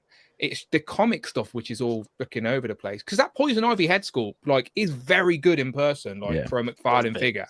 So he shows that he's capable of pushing the bar, but he makes so bloody much. It's like quality over quantity, quantity over quality for McFarlane. And it's like, whoa, just flip that around and go quality over quantity, and maybe you'd have a good product. But it's just too many Batmans and ugly Superman. Exactly. And then, here on this channel, we are waiting. We have a theory. Eventually, he's going to do his Jingle All the Way line, his Jingle All the Way movie line. He's just going to repaint that Mr. Freeze into a Turbo Man. That's what we're going to get. Jamie! Put that cookie down. That's you can't eat my cookies. Do you know he's talking to Ned Flanders on the phone, because Ned Flanders is their neighbor. Yes. Yeah, it's true. It's true. Ned Flanders. No, it's not Ned, is it? It's no, it's Troy McClure. It's Troy McClure, not Ned. Yeah. Oh, he looks like Ned Flanders, but it's Troy McClure. Yeah. Right. That's I mean, that's one of the things that you have to consider with McFarlane. I mean, I'll shit on him all day. But a broken clock is right twice a day, and those movie figures are sick, and I will give them credit where credit is due, and they have produced some gems. I don't know. You have to decide as a collector, or I guess as a critic, if it's worth it for them to put out consistent trash just for those like 1 or 2 times that it's going to be a really cool and like really good release. And Robo talks a lot about how people get upset with Marvel Legends when they release characters that are perceived as like nobody wanting, but then they're like, we have like 1,000 Wolverines, like what the fuck? And he's like, well, the sale of those Wolverines fund the production of those more minority characters. And so for McFarlane, it's very similar. Like there's a lot of people that don't know, I don't want to say don't know a lot about collecting, but just don't have a deep vested interest in collecting. And so they'll pick up whatever they see in the stores or whatever McFarlane puts out. And then that gives us the more like informed, or I guess targeted collectors, an opportunity to get like those really, really cool things like the Uma Thurman Poison Ivy. Everyone's collection starts with one figure. Do you know, like, and collectors forget that. Collectors have a very selfish mentality, so they want what they want for their collection. When the reality is, if you want the line to continue and grow, you need to consistently have jumping on points for new people. And the reality is the new people are probably going to want the main characters and the biggest, most popular characters first. So there always has to be the reissue of the Captain Americas, the Iron Mans, the Batmans, the Supermans. It's how it works. But yeah, some collectors was just very selfish, tunnel vision, blinders on mentality. I want this. I have a Batman. I want this. It's like, well, you're never going to get those obscure characters unless people are buying the Batman. So frankly, at this point, I like when there's stuff that I don't want, because, then I can take a break, right? Buy more break. Buy more Superman. Buy more Superman figures that I don't like.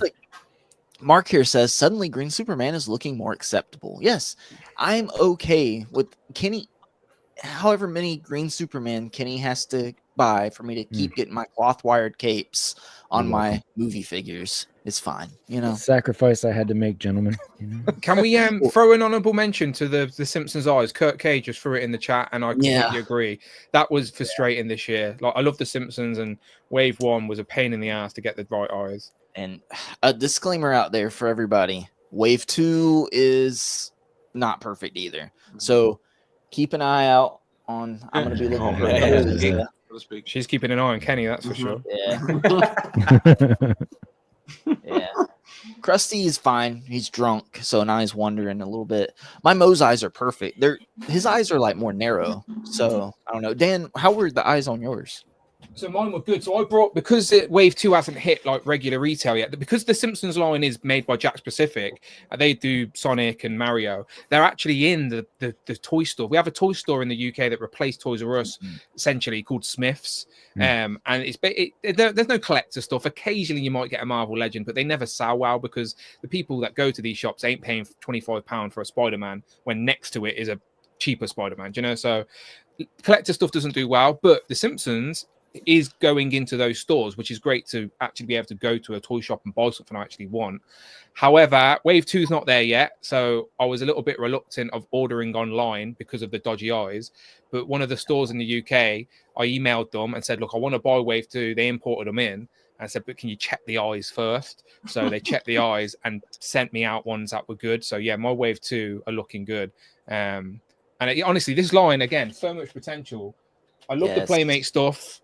And look at it. Playmates versus the new one, like they scale perfectly, by the way. So if you have the Playmates figures, even if they don't get to those obscure characters, they scale perfectly. And look, that's the new one from Jakks, and that's the Playmates one for like 30 years in the difference. Yeah. And so you can't Playmate is World of Springfield. Yeah, so that's World of Springfield, and that's Jakks Pacific. But Jakks, the collector's line is purposely scaled the same as World of Springfield, so you can upgrade the characters. Like that's clearly an upgrade to that one.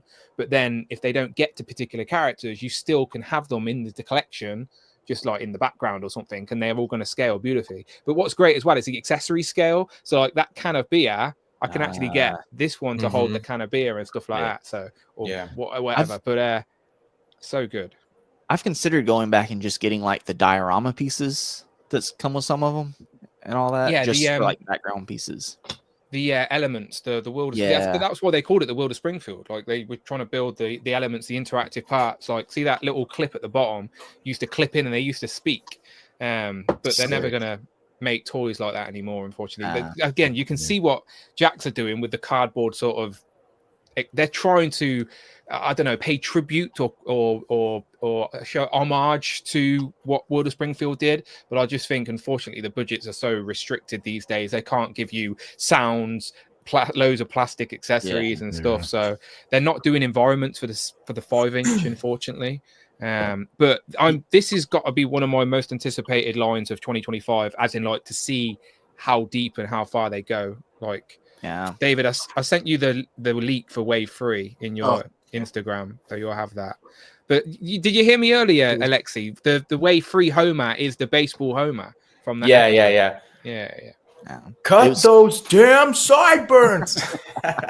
You gotta think too, though. Go ahead, Justin. Oh no, go ahead, Alexi. Go ahead. I was just gonna say, you have to consider as far as like putting in the sounds and the other cool features. Is that the property for Simpsons, because they're owned by Disney, is probably way more expensive now for Jakks than it was for Playmates like World of Springfield. Totally. Yeah. And clearly they care about what's being made as well, or about what's being sold, because Super 7 had to stop. So I'm curious what it was that made Super 7 stop, because Super 7 showed off Wave 5, didn't they? They showed Willie, Marge and Lisa, and that was going to be Wave 5. And they were going to start giving us the family in their regular outfits, which they should have done from Wave 1, by the way, but that's a different story. That's another grievance. Anyway, that's honorable mention. There you go. I know, yeah. But what was it behind the scenes that made Disney pull the license from Super? Did Super 7 say no, thank you? Or was it Disney that says, no, actually, we're going to go over here to Jakks? Maybe like a renegotiation, right? And Jakks probably offered more money. And Jakks definitely is a bigger company than Super 7, and it would probably distribute more quantity. And I do think Jakks probably give them a better percentage for Simpsons stuff. So their stuff's cheaper to manufacture than Super 7 stuff. Yeah. So. Yeah. The Super 7 stuff was good though. It was. Oh yeah, absolutely. But is it possible, like the Super 7, the way that they strategized the release of that line wasn't returning enough profit in order to maintain the license? Yeah, maybe exactly You that. could Yeah. do the full family in the beginning. It was a higher price point that less collectors would jump on for, whereas Jakks Pacific can churn them out at $12.99 a piece and like do more releases in a calendar year, like front load the family so that you know that you get that. Like I think maybe Jakks Pacific is more accessible, so that might be why they got the license instead of Super 7 being able to keep the license. They'll just follow they'll follow the World of Nintendo model, right? I mean, look at the amount of Mario stuff they put out, and it sells decently. So, you know, as long as they follow that, you can really world build, and that's what Simpsons is about. I mean, on the 5-inch scale, I'm absolutely in. So I'm curious, like how deep they go and how far they go with that. So far, I like what they do. And they can do variants. They can do different like faces on them and everything, which I'm surprised they didn't do they didn't do like the green angry Homer's non-green screaming face like on the Wave 2 Homer. I'm surprised they didn't go that route instead of just a straight re-release. But if you're going to re-release a character per wave, re-releasing like one of the family members makes sense because that's who there's always going to be new people in a line. Like, so that's exactly what we were saying about the Marvel and DC stuff. Like if you're going to start a Simpsons collection, you want the Simpsons family in their iconic looks. So like, yes, you got to keep them out there. But Super 7 should have done Wave 1 original family, and that would more people would have got on. Pain in the ass. Their whole shtick is nostalgia too. So like, why wouldn't you do the most iconic looks like of those characters? Because they wanted to be different and do stuff that had never been done before. They thought they were being quirky, but it's like the reality is like we just give us what we want. Just like give us what we want. It's like I don't know. Alexi, you know why? Because fuck them. That's why.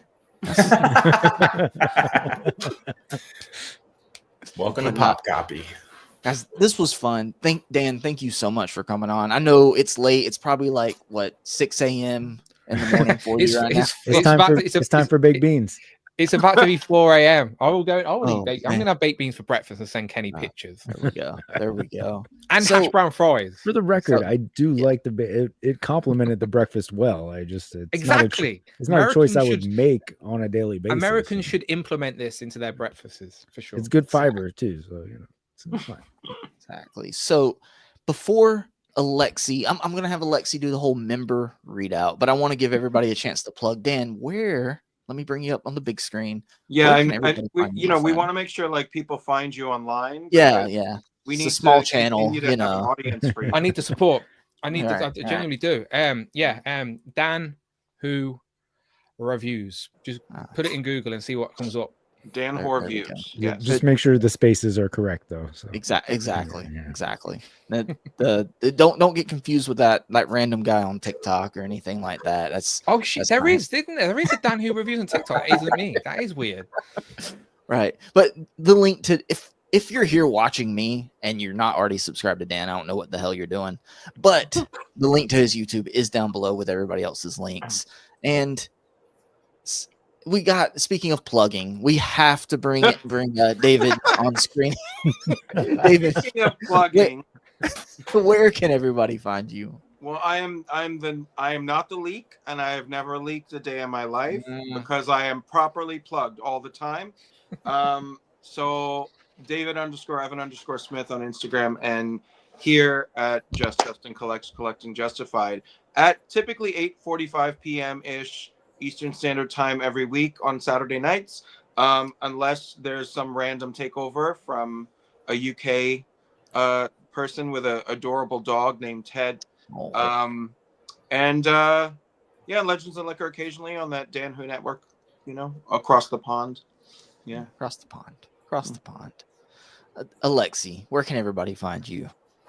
Yeah, you can find me at Ya Boys Got Toys on Instagram, counting my 30 pieces of silver for betraying. In a side adventure that I had going on, and then most Saturdays here, if I can finish my homework in time, on Justin Collects Collecting Justified.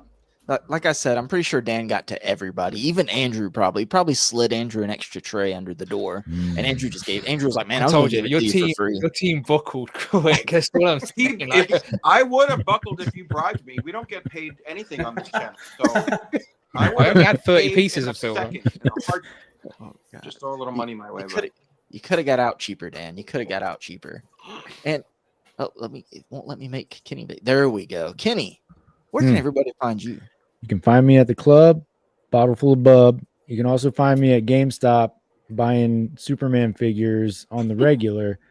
But if they make a terrible Superman, Kenny's gonna buy it. I'll be there. Count me in.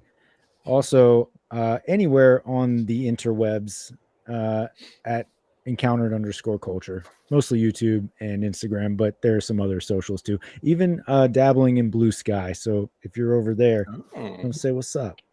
I just created a Blue Sky. I'm gonna come find you. Perfect. Nice. See you I there. feel better after today. I feel like I got loads of off my chest. Like loads of just been kept in. I was just like expelled it. Like, You feel cleansed for the new year, yeah. Dan? You ready to Yeah, go? maybe I do. Maybe I'm a new man now. Yeah, maybe. Oh, and Alexi, you're not off the hook.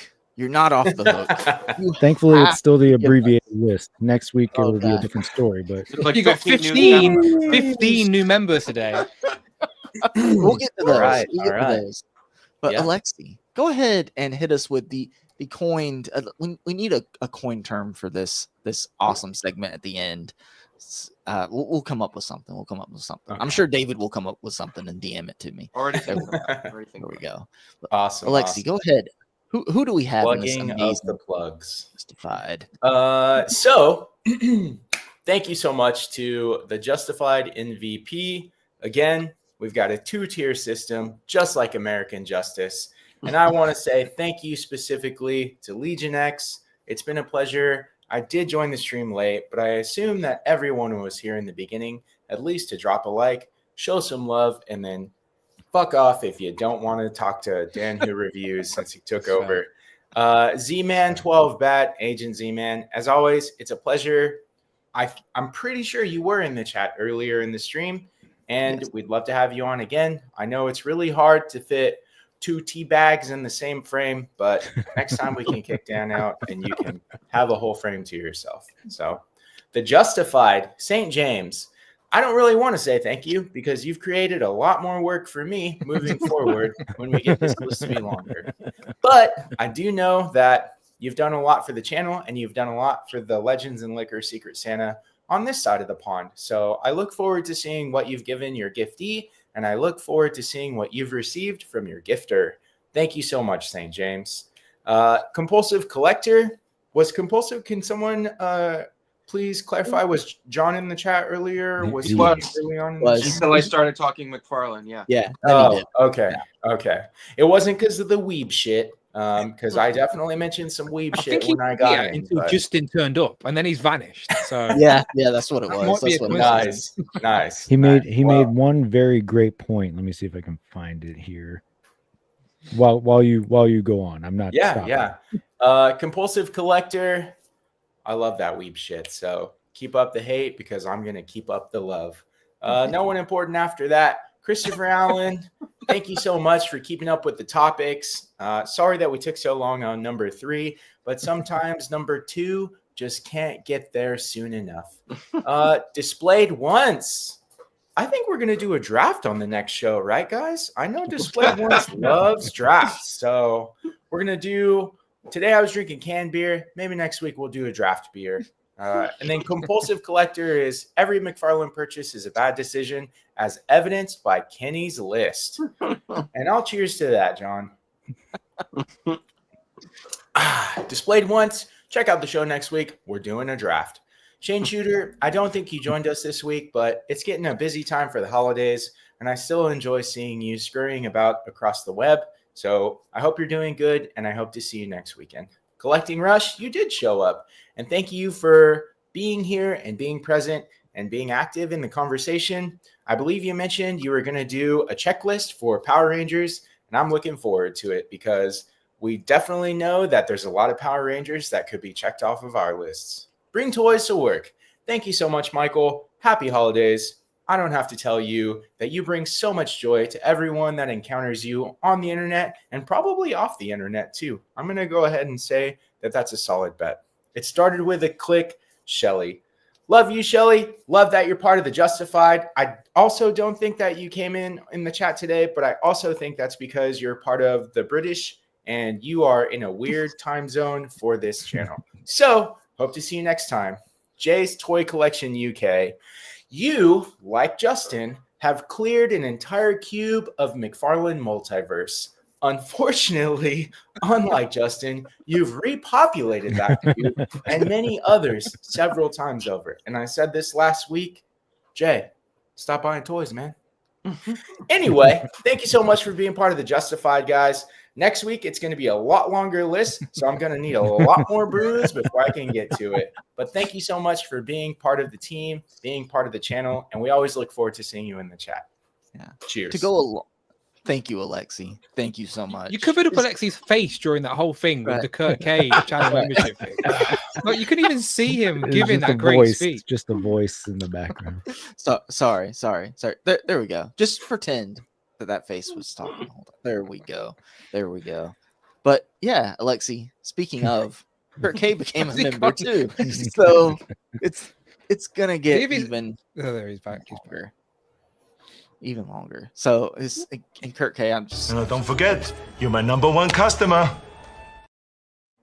Thank you, Kurt. Thank you.